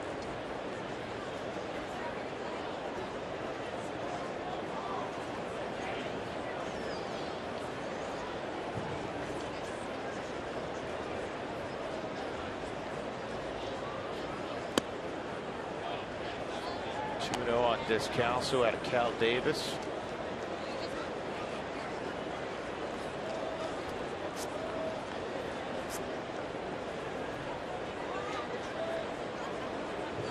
Scherzer out of the University of Missouri. There goes McBride hitting a run, and no play for Zimmerman other than to tag the bag. So into scoring position goes McBride. I like the fact you started to get some movement out on the base paths. Get your tickets now for the weekend. Mets are coming into town. The first place Mets out of the National League East. So go to Rockies. Rockies.com/tickets for 303 Rockies and get tickets for the weekend series. Love to see you out here at the ballpark. Get a lot of things out of the way if you're Dustin Garneau in your first outing. Got his first hit, a double. Now get your first big league RBI. And I'm not trying to sit here and say that I'm some kind of prophet, but I said before the ball game, I said it's either going to be 0 for 4 against Scherzer with like 3 punch outs or 3 for 4 with an RBI and a tackle. Well, he's 1 for 2 so far. Nearly had a bloop single his last time up also. Took a nice running catch in short right field by Anthony Rendon, the second baseman. And it helps too that he's not some young kid. I mean, he's 28 years old. He's been around the big league camp the last couple of years. He's been around the atmosphere. A little different than being 20, 23 years old, trying to come here and make a difference.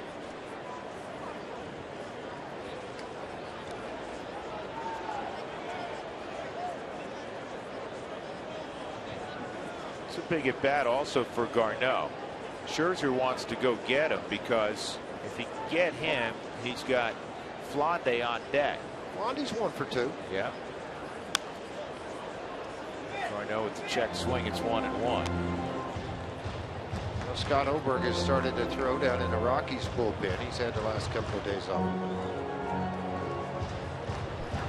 It's just a matter of DeWalt want to take a shot to try to get an ad on.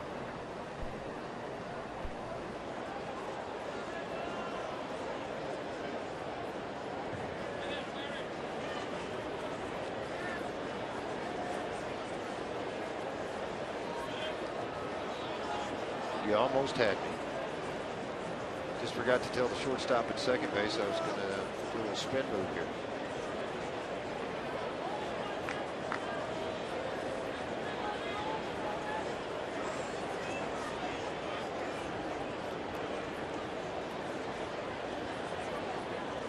1-1 on Garneau.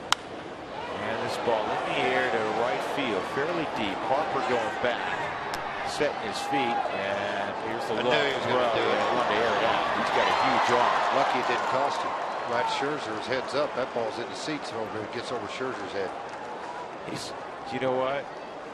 He still threw that ball over 300 feet in the air. Yeah, he did. But I mean, you know, the thing is, a lot of times, what is a great power or a great strength or a tool that you have can sometimes be a detriment if something bad happens out of this. I mean, he threw it all the way over Escobar, but glad Scherzer was standing there if you're a Washington National fan. Otherwise, it's 2-0. That'll shut Oberg down, and they'll go ahead and let Flande hit. Flande pitch. Think Scherzer will pass on Flande? I don't think so. Nah, I really don't. I mean, it's a good thought process, but I don't think so. It's a good thought process for comedy night, but well, they had a defense too. I mean, Escobar is standing about 15 feet away, and now he's looking at him. And he goes, "You want me to stand right here?" Well, that's There's his the last hit. time up. Yeah, third career hit for Johan.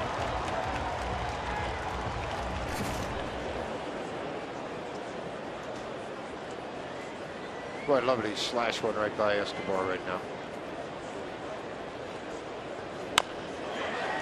And this is in no man's land. Flande safe at first.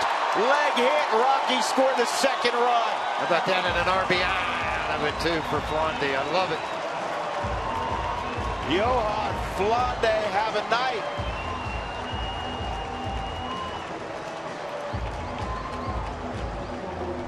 How sweet is that, folks? Outside corner heater at 96 miles an hour. He slashes at it. Scherzer doesn't have a play. Escobar can't cut it off. And it is up to Desmond to make the snap throw. And Flande showing off a little wheels right here. He knows he's got a chance, and he's digging it, man. He's going as hard as he can. Beats it by about a foot. And, man, the bench is fired up. 2-0 Rockies over Max Scherzer. About Flande, 2 hits tonight. And if he doesn't bust it the whole way, because Desmond made a nice play.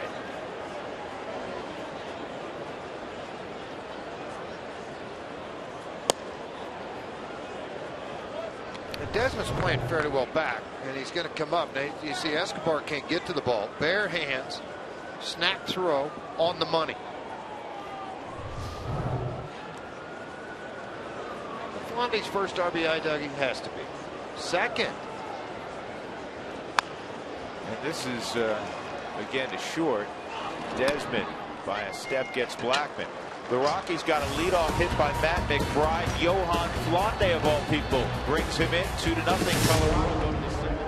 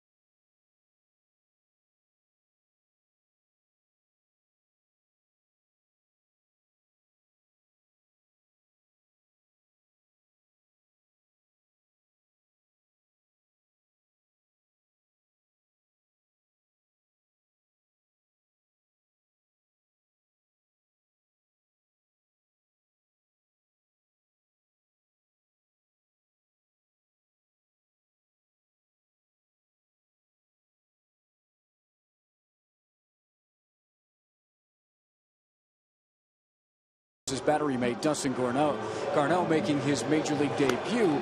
And oftentimes you'll think about players coming up and they've got to have their gear. They got to have their glove, their mitt, their spikes. They got to be ready to go.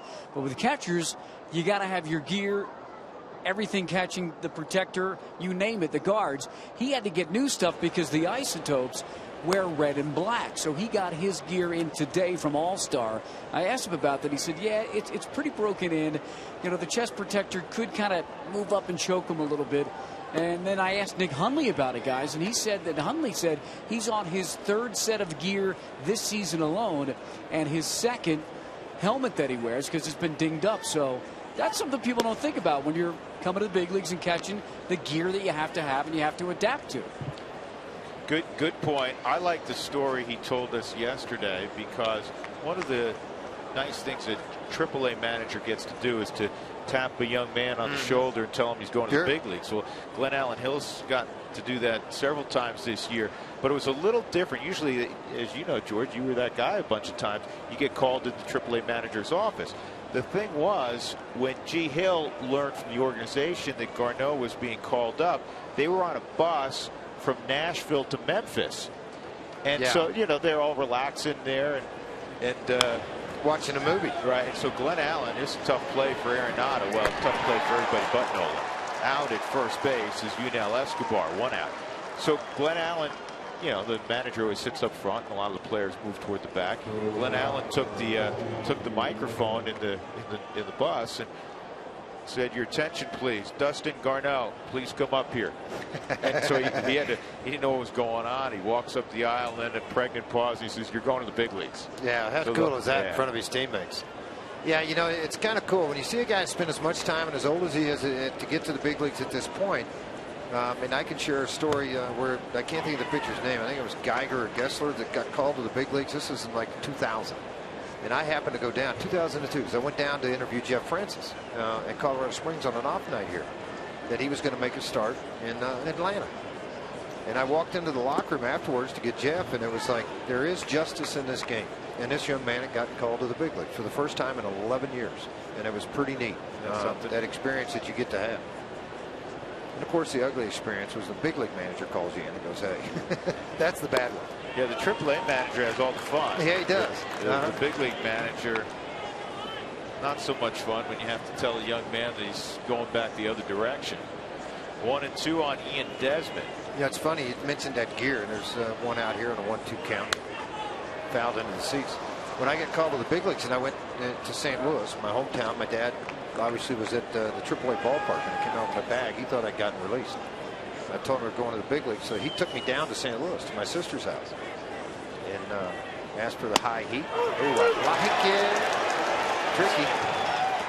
That is strikeout number 5 for Johan Flande. How nice is that, huh? That is outstanding. He did this to Michael Taylor earlier. Yeah, that's just a cutter in, and I mean it's belt high.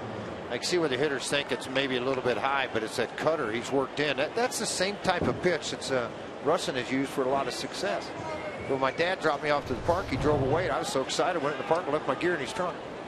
No cell phones. I had to wait for him to drive 30 minutes back out and call my sister and say, "Hey, can you, Dad, bring my stuff to me?" Unfortunately, he didn't drive all the way home to Springfield. He was going to stick around and watch. He was coming to the game. Yeah, he was going to come to the game. 15 of 23 first pitch strikes for Flande tonight.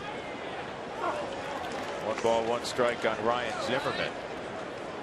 Well, Drew Stubbs cleared today and was outright released by the Rockies. We'll see if Drew hooks up with maybe a contending organization, needs an extra outfielder, a pinch hitter, a guy obviously who can pinch run for you. Well, the trend I see this year is there's a lot of veteran players, pitchers and players, that end up like Drew. They sign a AAA contract and go play for a couple of weeks. They get called. They're going to get called up in September and be that extra guy, that 5th outfielder, or somebody that can steal a base. Drew's got good speed, can play all 3 outfield positions. Signed for minimum, so it cost him basically $89,000 for the month. It might be the difference in a ball game. 2-2 on Zimmerman, and he fouls this off. So we wish Drew well. Oh, I do. What a good guy. Really tremendous guy. Yeah, he's going to do fine. So he'll get a job with somebody. Had a great year last year with the Rockies. Scuffled a little bit this year, so it's kind of a regroup time for Drew. try to go fix things and get back. 2 outs in the 7th, nobody on. Here's the 2-2 to Zimmerman. 3-2.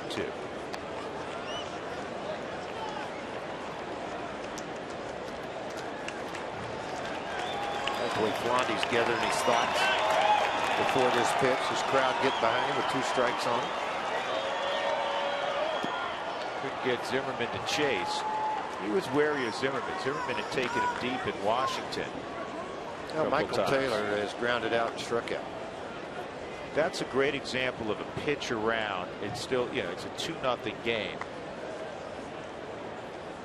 I think he feels more comfortable pitching to Taylor. Younger hitter, developing hitter. Second time he's walked Zimmerman tonight. He's allowed 2 hits. He's walked 3. Michael Taylor, ground ball to short and a strikeout on a cutter in. And Hobart continues to throw down in the bullpen. He's the guy getting loose if they've got to go get him.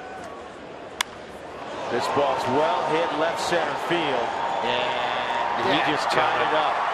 Wow, that thing went about 20 rows up. Man, oh man. The 11th home run from Michael Taylor. And it's 2-2. Yeah, late.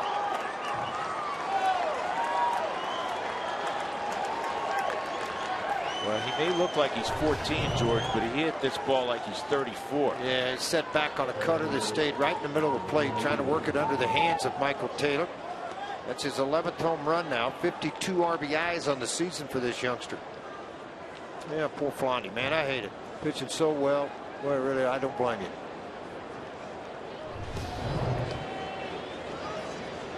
Wilson Ramos.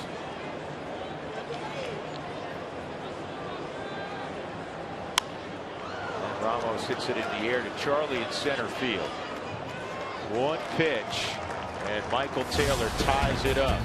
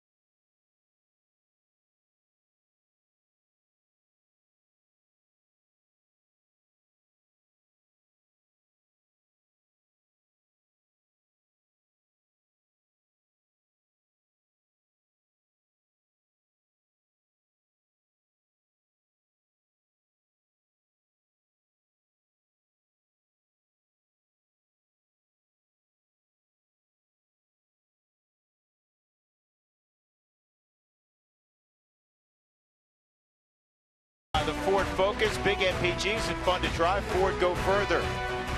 By Southwest Airlines, book your low fare now at southwest.com. And by CenturyLink, your link to what's next.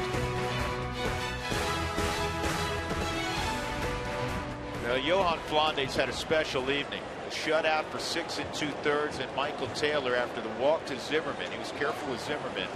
Walked him on a 3-2 pitch. Taylor hits one about 450 to tie it up. Jose Reyes, Carlos Gonzalez, Nolan Arenado. 4th time they'll face Max Scherzer tonight. And for Reyes, he is 2 for 3, infield single and an RBI double to drive in the first run of the game.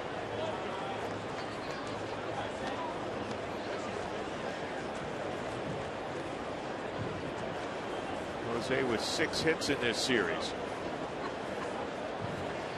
And a home run. 3rd career home run at Coors Field.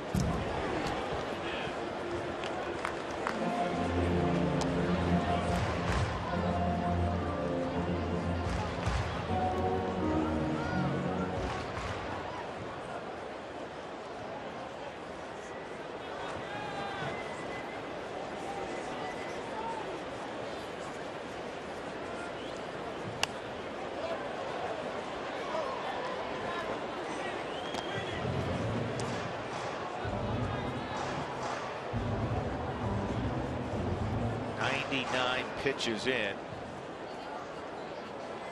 Ravello, the left-hander, is warming up down in their bullpen. I'm wondering if Matt Williams is saying, all right, you go get Reyes, and then we're going to bring Ravello in to face Cargo after what Cargo did to Scherzer. There's the battery, Garneau and Flande chatting. We'd love for the Rockies to score here and give Flande a chance to get that win. The way he played tonight, not just pitched, the way he played. Yeah, swung a bat, a couple of hits. He ended up having an RBI in this thing. You see the 2 right-handers going. The right-hander Trenton and the left-hander Rivero going for the Nationals. Both very hard throwers.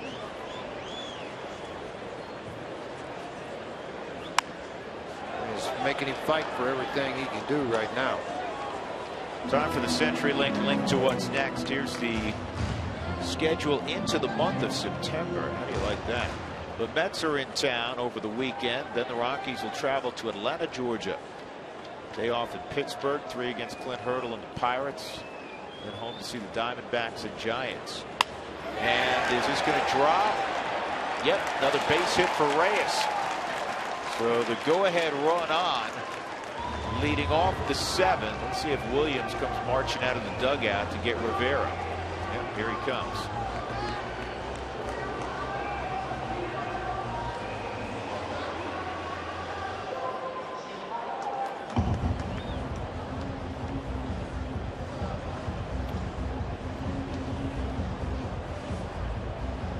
So Scherzer walks off in a 2-2 ball game.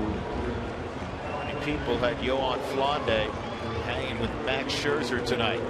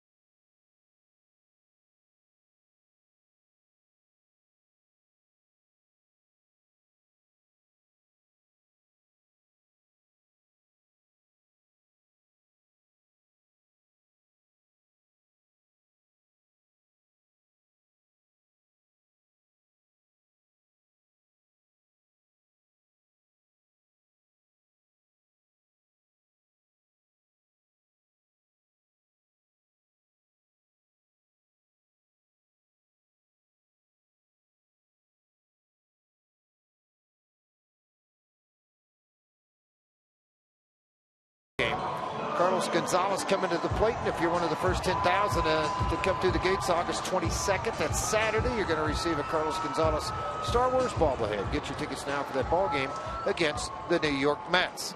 And that's where you get this guy right here. See, Carlos Gonzalez. He does have a goatee. I just kind of tilted so you can see it. And of course, the Star Wars outfit. Absolutely. So make sure you're one of those 10,000, as Cargo's probably going to hit a home run right now. He's at the plate. Yeah, going to hit a home run right now. That's why they do the bobblehead usually about the guy that's coming up. That's makes sense. Mike Fox. Good timing. His dad owns Fox Networks. He's downstairs producing tonight. You got a slider from Felipe Rivero, the former Tampa Bay Ray. He was traded in the offseason with the catcher Jose Lobaton. This kid throws 96, 97, 98 with a good slider. 24-year-old. Throws hard. Throws really hard. From, get this, San Felipe in Venezuela.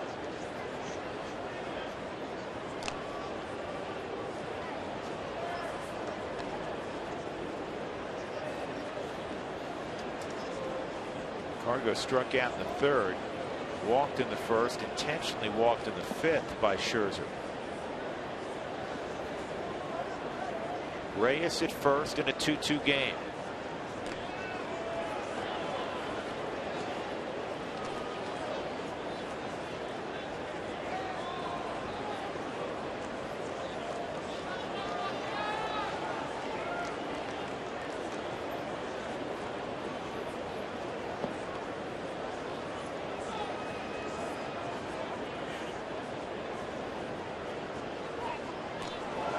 Safe, got the hand back in.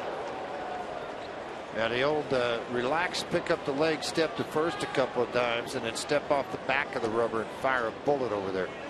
Filed that away with a young pitcher. He's got two really good moves. Yeah, this one here is special.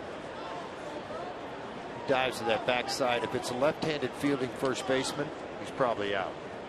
The right-handed has to reach all the way across the body to get him. That's why right now Rivero's standing on the mound. He's waiting for the review in the visiting clubhouse by Washington's. Matt Williams is saying, hold on, hold on. Well, I thought he waved him to go. He's really close. It is really close. Home plate umpire now looking over at Lance Barstow. Like he got to make a decision. Cederson's walking over. He is the crew chief. They want to look at it. Yep, they're going to go take a peek at it. Is there a time that they have to do it? What's the time? 3 days. I know it. No, come on, you're pulling my leg. How much time do they have to say yes or no? Nothing is definitive with, as we've learned these last couple of years. They've improved it from a year ago. Manager used to have to walk out there and make small talk with the umpire. Now they just stand there and they wait. Time for a Subaru review. Whether you're on the road or at the game, everybody could use a second set of eyes. I really thought the hand was underneath the glove when it hit the bag. I don't think this is getting overturned. I don't think so either, but they've been tricked more times than one. I'll tell you that. It would be a huge play if it is.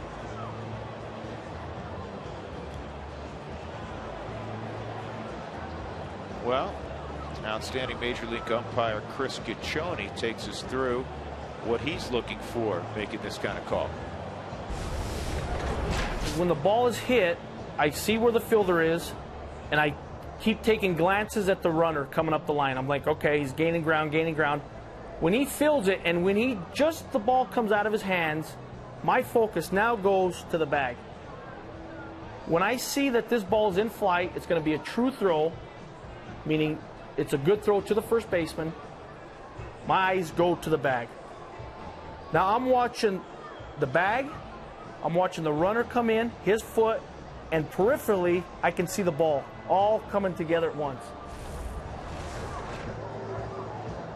That makes a lot of sense. I mean, the ball coming this time, it wasn't coming from a fielder necessarily on a hit ball, but it was coming on a throw to first base. So your focus goes right into that area to see what it is. They're looking at it a long time, but safe. Yep. I've been shocked that one had been overturned. You have to have a preponderance of evidence that the tag came down on the hand prior to it getting back, and I thought at least the angles we saw is impossible to tell that. So Reyes at first base, Cargo at the plate, an 0-1 count. About 5 minutes ago, he threw a slider for strike one.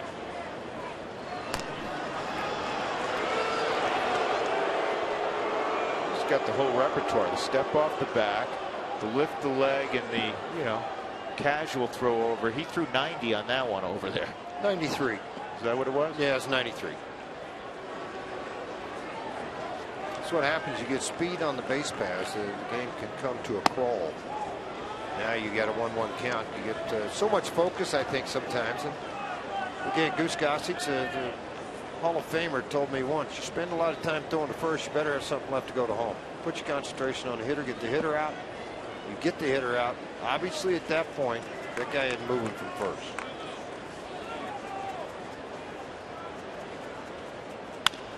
Bouncing ball down the left field line. That'll get Reyes to second. Garbo took that fastball away at 94, and it's first and second. Nobody out for Nolan Arenado. Now they go get the right-hander. Hard thrower coming out of the bullpen. Matt Williams will make that flip and a switch. Nice job, Cargo, on a ball away from him off of the plate. Just extends the bat out. The velocity created the direction of the baseball, and that's to left field to Worth. And everybody moves up 90.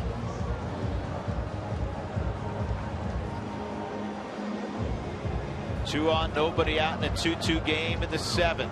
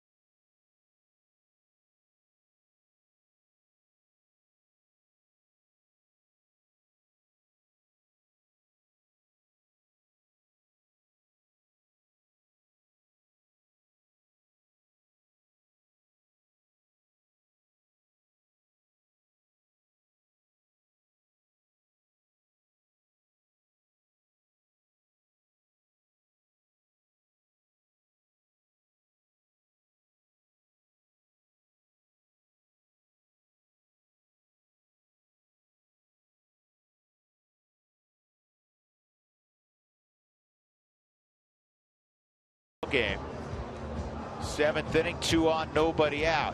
Look who was part of the grounds crew today. Yeah, that's who you think it is. That's Ryan Spilborghs. I don't understand this decision by what is Spilly doing there? Mark Razum, his crew is second to none in baseball, and now you're going to mess the whole thing up and have Spilly involved. Well, it was great. I got out here about 1:30 today, and I look out there and I go, they're letting him mow the infield. Hey, look, really? That's the first time he's touched second base since '09. I mean, he's having a lot of fun out on the field. There it is, a nice little tweet by Ryan. That's pretty neat. That's going to be part of Rockies Weekly. Hey, I'm telling you, it was a lot of hard work. I tell you, I got here 1:30. Was doing some work on the game, just because I don't like sitting in a hotel all the time. And I'm looking out on the field, and I'm going, he's out here raking. I said, that's Spilly. He's working on the mound. Next thing I hear this tamping. It's like a sledgehammer slam. He's tamping the mound. It's great. He looked good, too. He worked hard. Looked good in his unit. Yeah. Nolan at the plate facing a guy with wicked stuff. A 98-mile-an-hour sinker. Blake Trinan. First and second. Nobody out.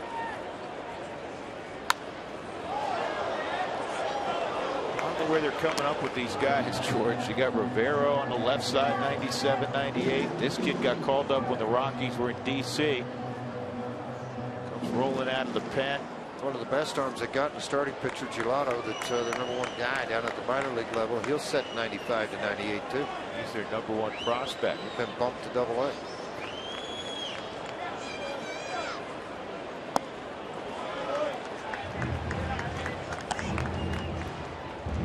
1-2.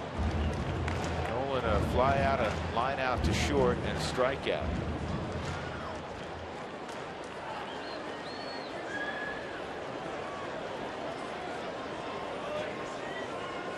Good speed aboard. Reyes at second. Carr goes at first.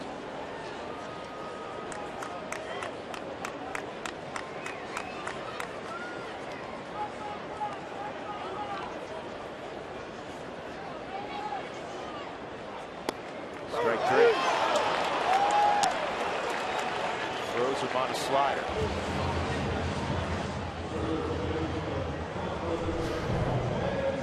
That big hard slider too, and it was late. Put it in a pretty good location. When you throw really hard like that, sometimes as a hitter you sit there thinking you got to react to this hard sinker, and they spin one of those on you.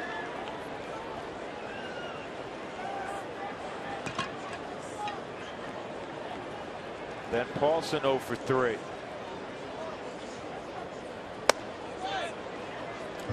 Trying some big dudes, 6'5", 220 pounds from Wichita, Kansas.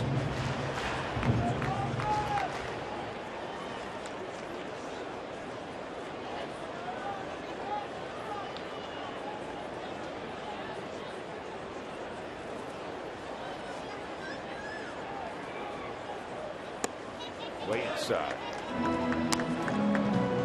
He initially went to Baker University in Kansas.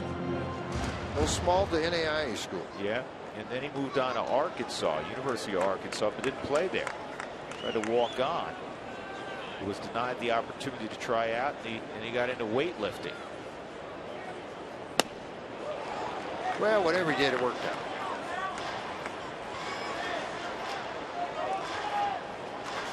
I wonder if Coach Van Horn is sitting down there going, so this guy was here and you cut him. Well, then you know what he did? He knew somebody, and he got a tryout with South Dakota State. So he ended up playing for the Jackrabbits at South Dakota State. And that's line to center field. It's going to drop. Barrios around third. He'll come home. No throw. The Rockies take the lead 3-2. Once again, who comes through late in the evening? Ben Paulson. 7th inning or beyond. He's hitting .333. He has been so clutch. Beard or no beard, he comes up with the RBI, his 37th of the 2015 season to put him on top. That run will be charged to Max Scherzer. Yeah, he got a slider down and in. Lower half of the strike zone, pretty much where left-handers like it. Reyes was off to the races, hit softly into center, no play at the plate. And just as hopefully this bullpen will shut down the next 2 innings and Flondy get a W out of this. Flondy on the plus side again. Matt McBride at the plate. Carr goes at second. Paulson at first.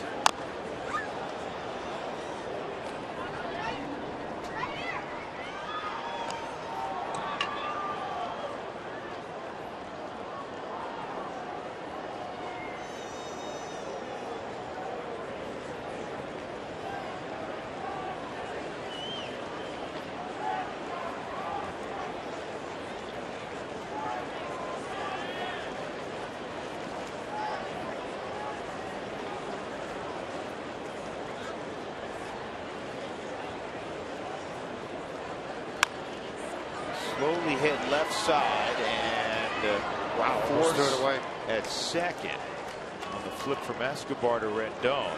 That gets Paulson, and Daniel Descalso will come up with 2 outs. Yeah, looking at this, he's going to cut it off. A lot of third basemen take what you can go get. You can see that Desmond's right behind him. Then the flip into second. A little bit offline, but Rendon able to hang on to it. 2 outs here, first and third.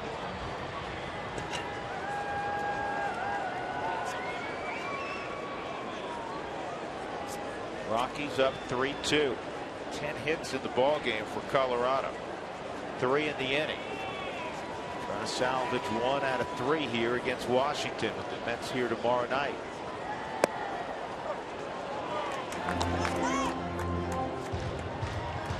Johan Flondy just terrific tonight.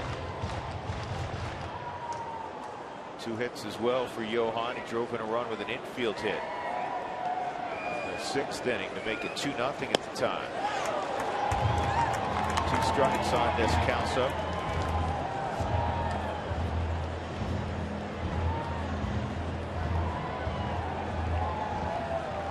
Scherzer. 6 innings plus, 3 runs, 8 hits, walked 3, 1 intentional, struck out 7.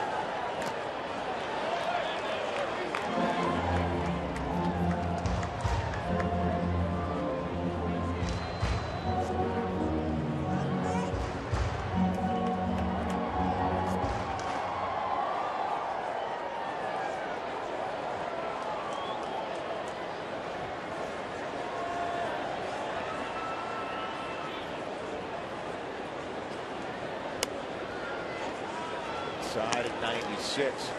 This kid, I mean, I was telling you about, he went to 3 different schools. So he gets to South Dakota State. He had to sit out because of transfer rules.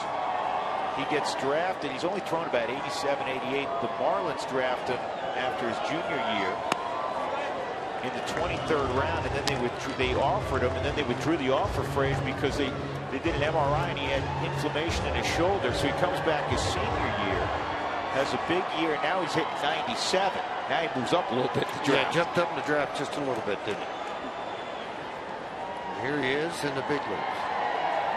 And that's a wild pitch. Look at it. Comes all the way back, and Carr goes a dead duck. Nothing you can do about that. I mean, that ricocheted off the brick wall right back to Wilson Ramos, who fired to Escobar. Bad break. Ben Paulson, good break. Line single to center. Rockies on the Reyes run, lead it 3-2.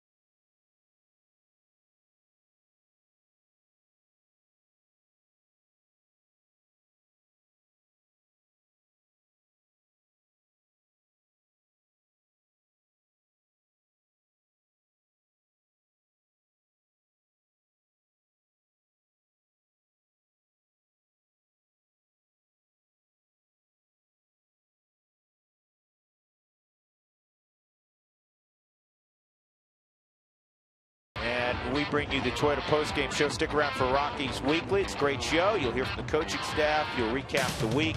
Rockies Weekly Sunday after the game. I misinformed you. I said Spilly's feature with the grounds crew would be on Rockies Weekly. That will be on Rockies Real Time. Also an outstanding program. So catch Spilly on there on Rockies Real Time. 3-2, the Rockies leading, as they do typically with the lead late. They'll bring in Barnes to play left field. And Scott Oberg's going to handle the 8th inning. After Johan Flande went 89 pitches and a career best 7 innings. He's on the plus side as he outpitched Max Scherzer tonight. Yeah, 3 hits, given up a couple of runs. He walked 3, struck out 5. And it's going to be up to Scott Oberg. They'll go to their bench. Robinson, as you mentioned, will pinch hit. 270 on the year for the Washington Nationals. It's fouled off. Rockies have a shift on. Defensively, it tells you what he does with the ball hit on the ground. The outfield playing straight away. This bullpen is long overdue for a good evening, and hopefully it comes tonight. Scott Oberg ahead 0-2 on Clint Robinson.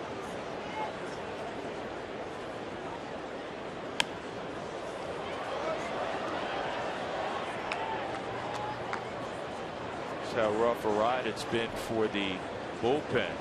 15 of the last 22 relievers to come into a game have given up a run, including 7 in a row and 8 of 9.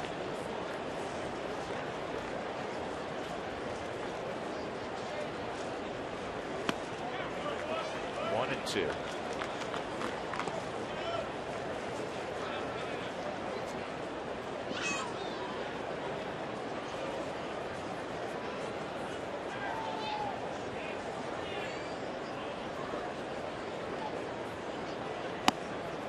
This miss 2-2. Over the last 10 games, a 1-5 record for the bullpen. An ERA, an unsightly 11.57. The opposition hitting .341.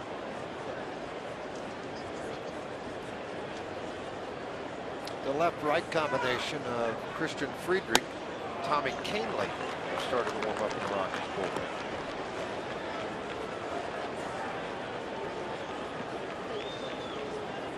Now 3-2 on Robinson. It was 0-2. He's fought off a lot of good pitches. Fastballs have been in. This fastball's down. He fights it off again.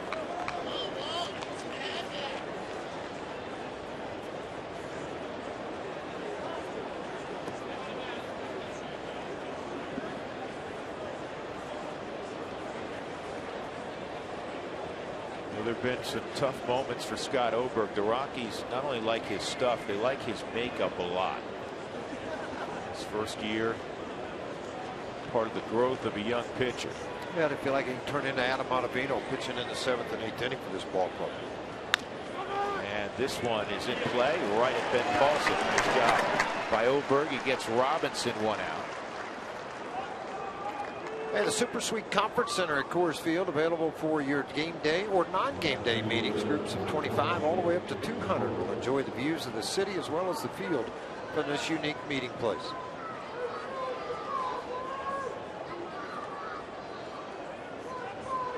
Jason Worth 0 for 3 tonight. Strikeout and a couple of fly balls to right against Flande. Rockies leading 3-2. They've out-hit the Nationals this evening 10-3. No errors for either team. It's been a very clean game, very well pitched game. Both sides of it. The other thing about Flande, George, is that it was 2 or 3 pitches of batter. He pitched 2 contact. He got some strikeouts in the game as well, 5.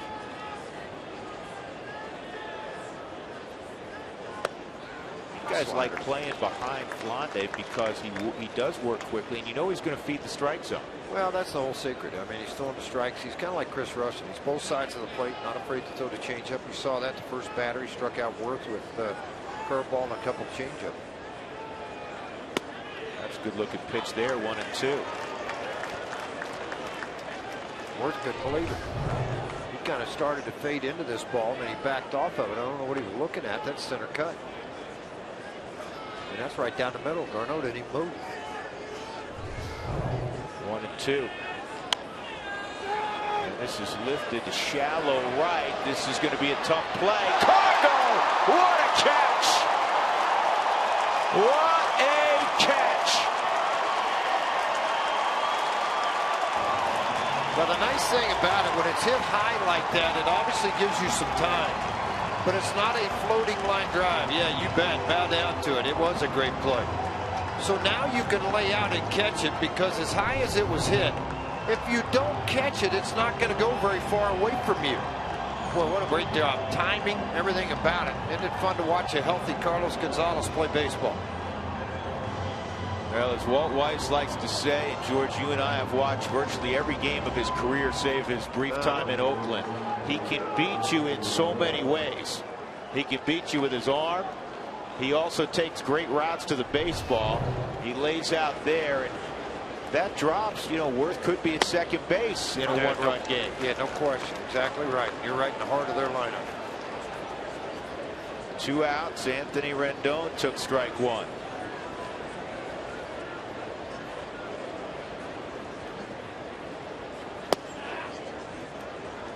George, when you had a play like that made behind you, it gives you an extra bounce when you step up there. Absolutely it does. Instead of, oh man, here we go again, you go, yahoo, they got 2 outs, let's get after it.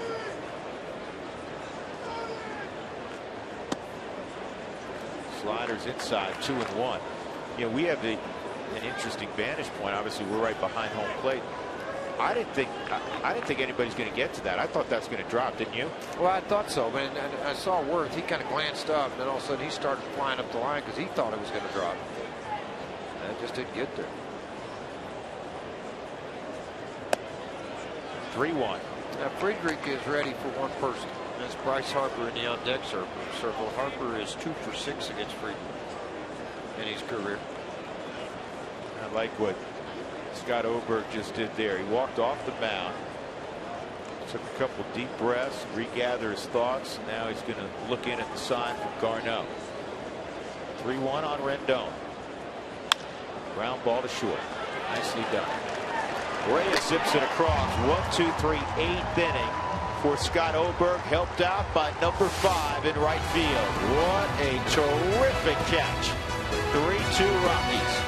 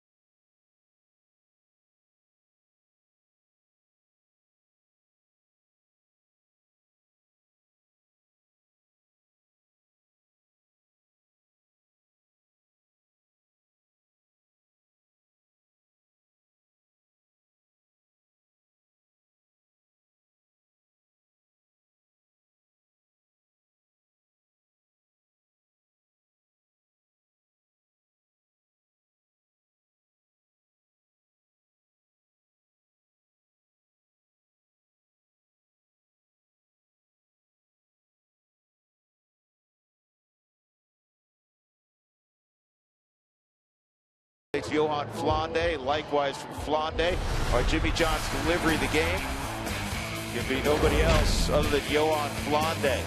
He struck out 5 in the game. He had a shutout deep into the game before giving up a 2-run home run to Michael Taylor. But let's not forget his offense. He got his 3rd and 4th career hit tonight, and this infield hit drove in the Rockies' 2nd run. When a career-long 7 innings are Jimmy John's delivery of the game provided tonight by Johan Flande.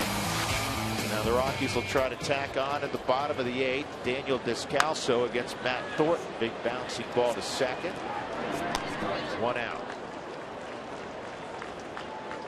And that'll bring up Dustin Garneau.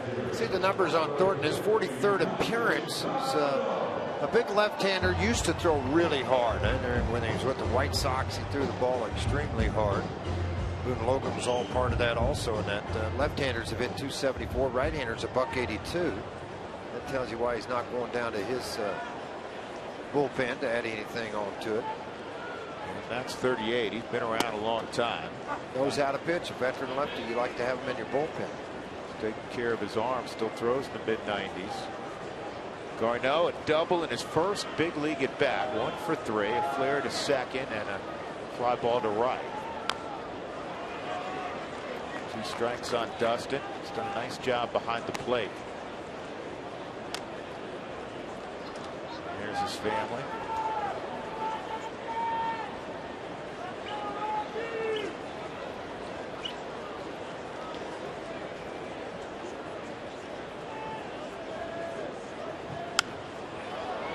In the air to center.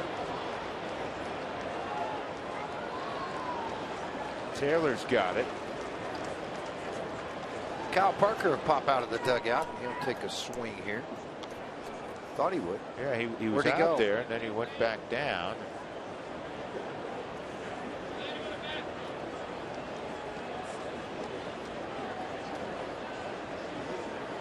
There he is.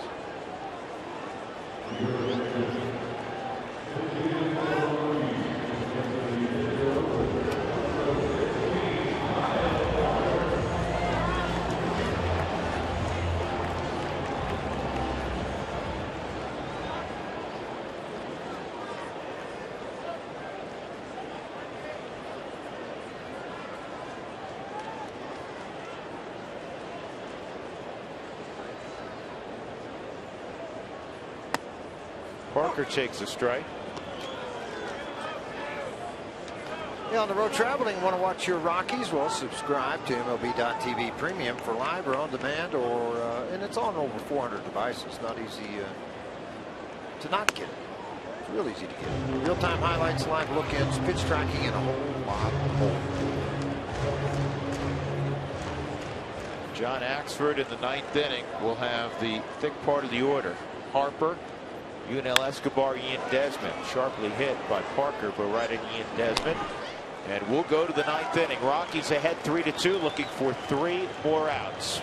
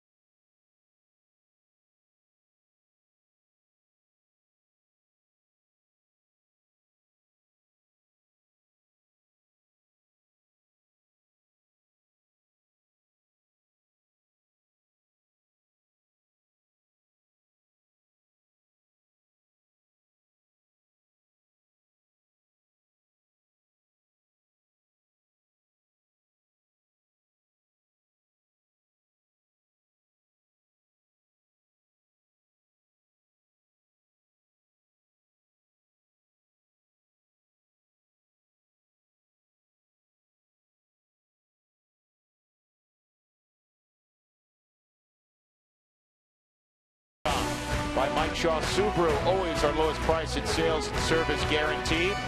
By the Courtyard by Marriott, Western Elegance in the cultural heart of the city. And by Saratoga Casino, so new, so you. Rockies leading 3-2 as we have arrived at the top of the 9th inning. Toyota postgame show to follow. Here's Jenny Cadnar with details. All right, Drew, we're getting ready for Star Wars Day on Saturday, so stick with us for the Toyota postgame show. Here's our themes tonight. Johan Solo, the pitcher, almost doing everything himself. 7 innings.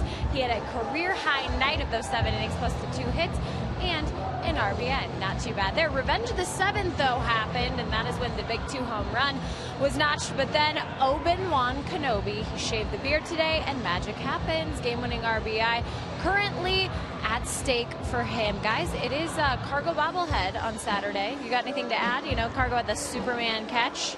Star Wars night. Yes. He whatever, you know, they did it like zipping across the sky. Yeah. I don't think that works. I think that's Superman, George. Well, but it's okay. We'll give you a couple days to practice, you know, for Star Wars Day on Saturday. You know what? Jen, you're so young, you probably don't even remember Star Wars. You know what? I know zero about Star Wars. I'm not going to lie. Jason Hirsch came up with all those topicals. Yeah, they put me out here to do them. So I understand. All I remember is R2-D2.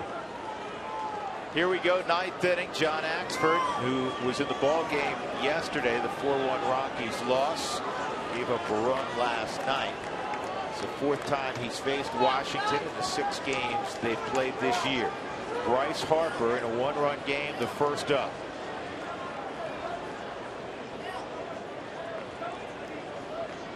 Harper 1 for 4 lifetime against Axford, and a ground ball up the middle, a base hit. With a tying run on, and Harper, who runs well.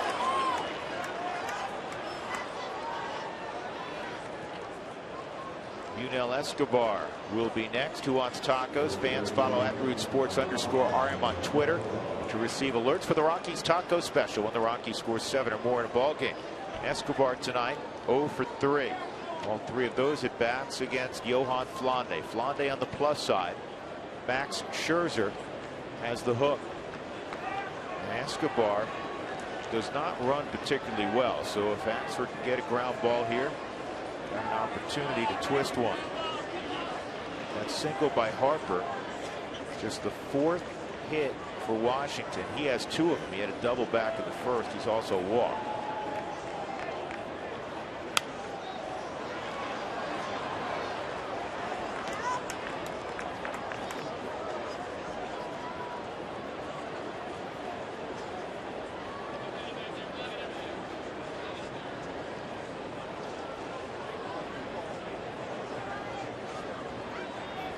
John Axford, the first basically 3 months of the season, was basically perfect working in the 9th inning. Lost his job a couple weeks ago. Just got it back in the last couple of days. Low throw to first. Good pickup by Paulson.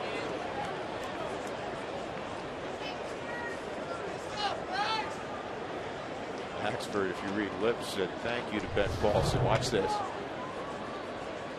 Yep. Appreciate that.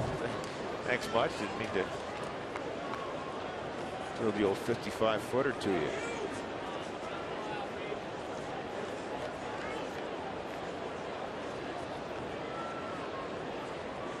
One strike on Escobar. Again, Harper at first. 9th inning. 3-2 Colorado.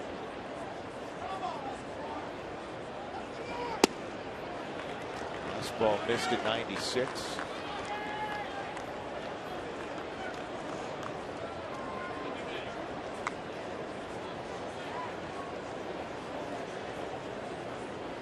"32-year-old John Burton Axford out of Ontario, Canada."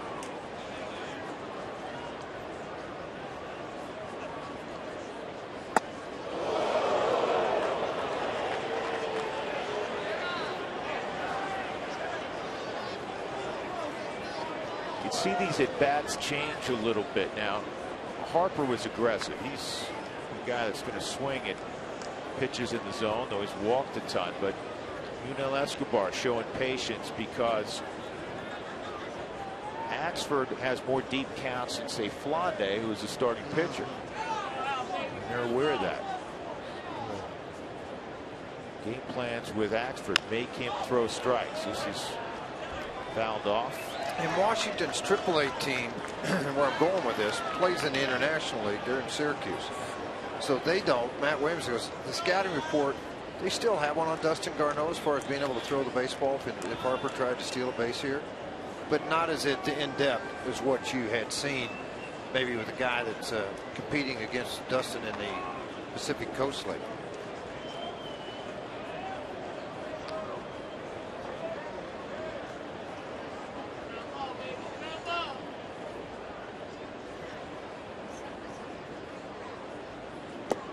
Three and two.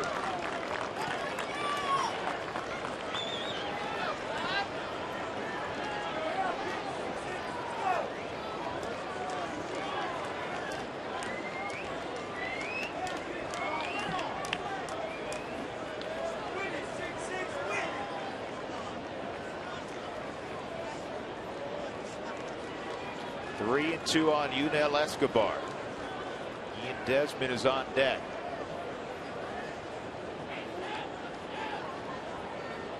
Harper conservative lead. Not going, and it's fouled off. Chased a pretty good breaking ball. Excuse Sam. Well, it's a 90-mile-an-hour slider outside half of the plate. Able to foul that pitch off.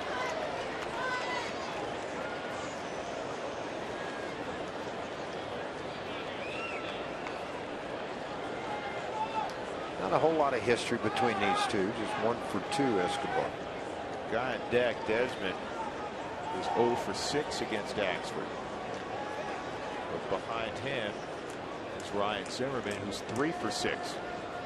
First things first. Here's another 3-2. Strike 3. Throws him on a curveball. That is a large out. That is a huge out. One pitch ground ball, you're out of the inning. I mean, a lot of good things can happen out of this. Throws him on the breaking ball. A very hard thrown curveball in a very good location, received by Dustin. I mean, watch out, Dustin. Boy, he just locked in focus, held it right there for him. And Escobar not happy. Move on. Desmond 0 for 3.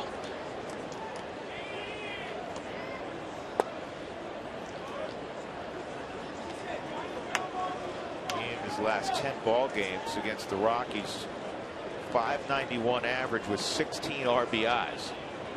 Cooled them off a little bit this evening. .436 career hitter against Colorado pitching. 1 out in the ninth, 3-2 Rockies.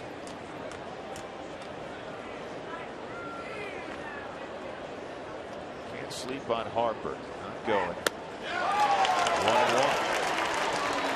97 with the heater, outside corner and knees. You couldn't put it any better than what he did right here.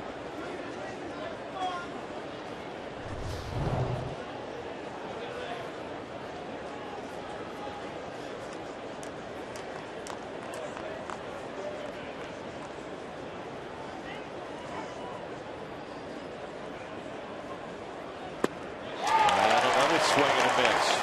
1-2. 96 with that heater in a good location. One in, one away. This one he didn't catch up to.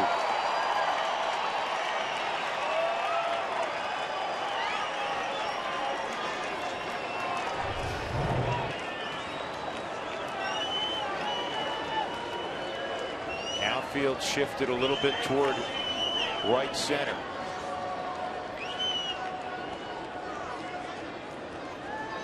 The 1-2.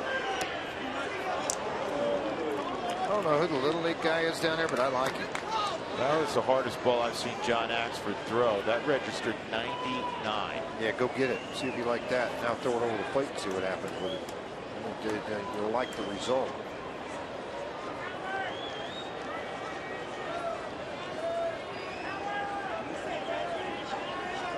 Two. Swung on and missed. 2 outs.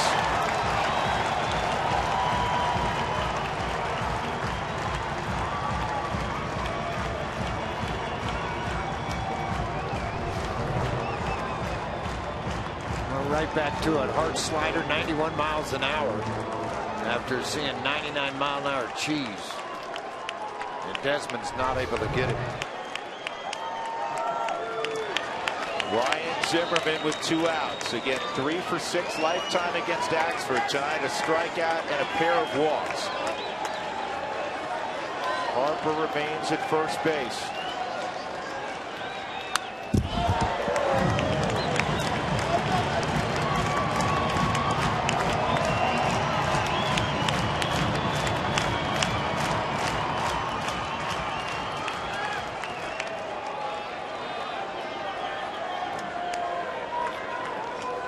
Axford looking for his first save since July the 10th.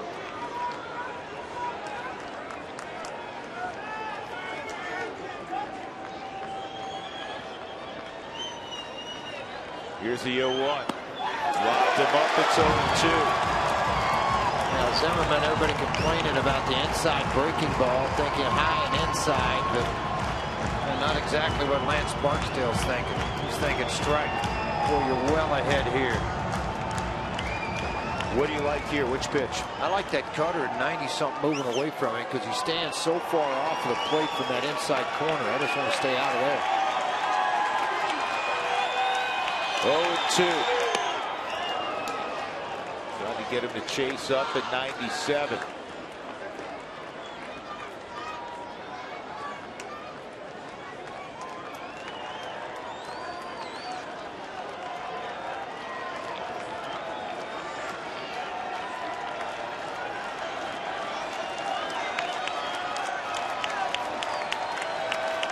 One-two. Did he go? No swing. Says Quinn Walcott at first. 2-2. Really able to lock it down before it got through that zone.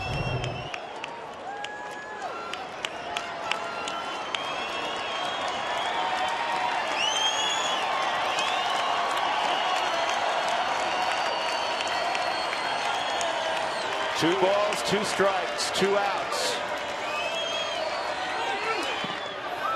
Another check swing, and it's 3-2. Good job burying the ball by the rookie catcher behind the plate, Dustin Garneau.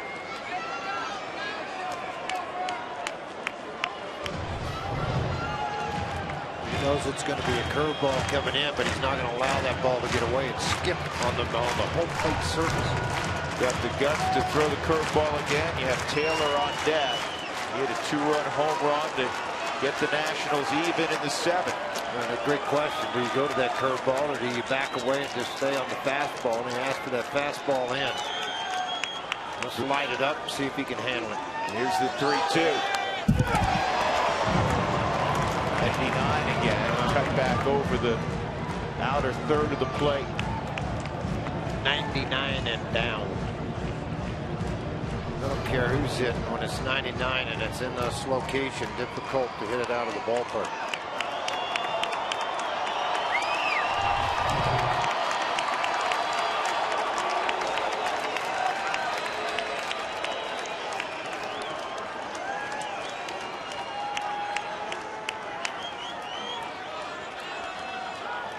Here we go again, 3-2.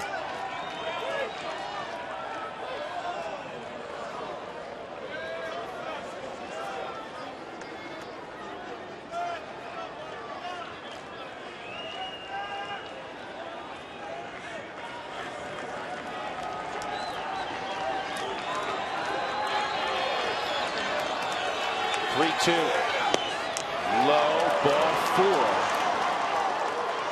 Good at bat by Zimmerman, and now that pushes the tying run to second and Bryce Harper, and it brings up the kid Michael Taylor. Now Taylor has not faced, he has faced Axford. He's 1 for 4 in his career, and he got a pitch from Flondy, a cutter that cut late, didn't get under the hands, and he was able to drive it out into left center field here at Coors Field to tie the ball game up. Just the 3rd hit given up by Flondy in the game.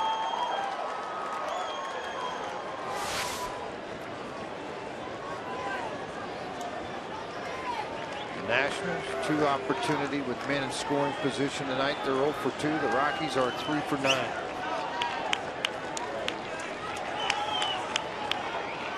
Two outs and 2 on. First pitch to Michael Taylor. Got it by him. He's just sitting on 99. This is as hard as we've seen John throw really all year, George. It is, and he just airing it out and let it go, not trying to be too fine with anything.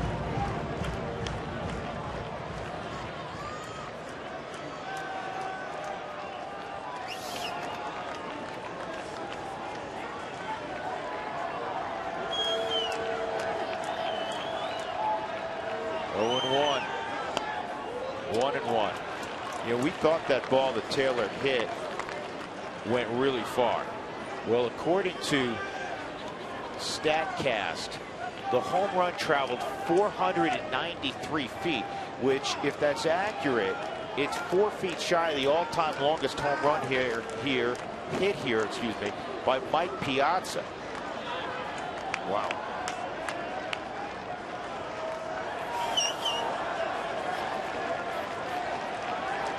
One ball, 1 strike. Rockies leading 3-2 in the ninth. Now it's 1-2. There's a lot of hip turn and back shoulder drop on that swing. It's got a quick bat.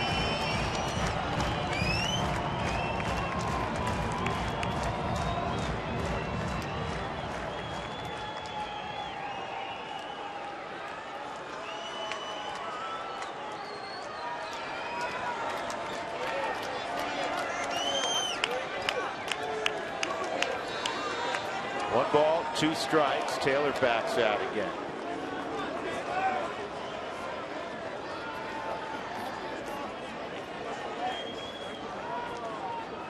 Rockies in desperate need of a victory.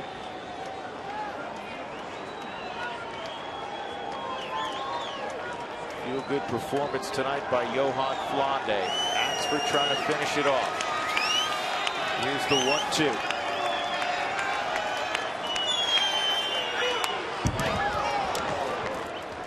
Again, at 99, it's fouled off.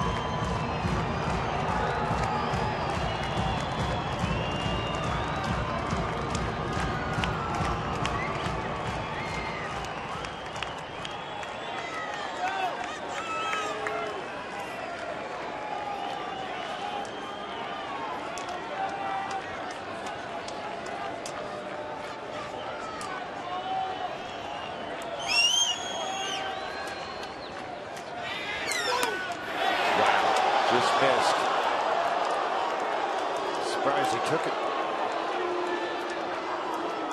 It was a ball. I mean, it was off the plate. I'm still surprised that pretty matured approach for a very young hitter at the plate. At that speed, you have max of 0.4 of a second to make a decision. Carno flashes the signs.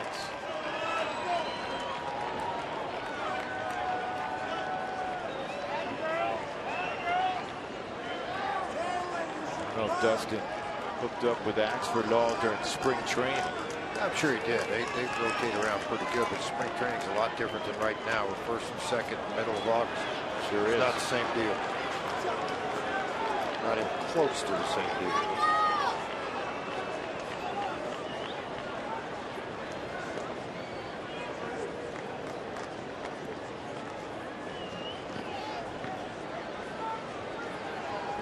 Well, for what it's worth, the ESPN stats and info had that home run at 474 feet. Whatever it was long.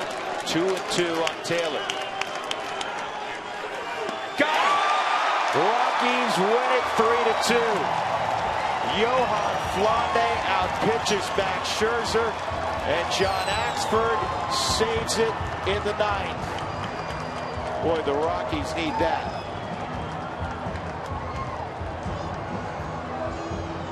No question they needed this, and they got a big performance from Flande, a big performance from Oberg, and Axford out of the bullpen, and he ends it with a fastball, belt high, and he threw it right by the youngster.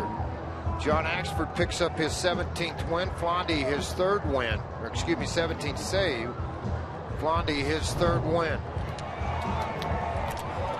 Boy, special night for Johan Flande, and that bullpen, as George mentioned, much maligned, but tonight Oberg perfect in the eighth, and Axford ends up striking out the side right through the thick part of that Nationals lineup. Plenty to talk about on the Toyota postgame show. Let's get you there now. Here's Jenny. All right, Drew, it was a special night for Johan Flande, but how about the guy that caught him? Dustin Garneau gets his first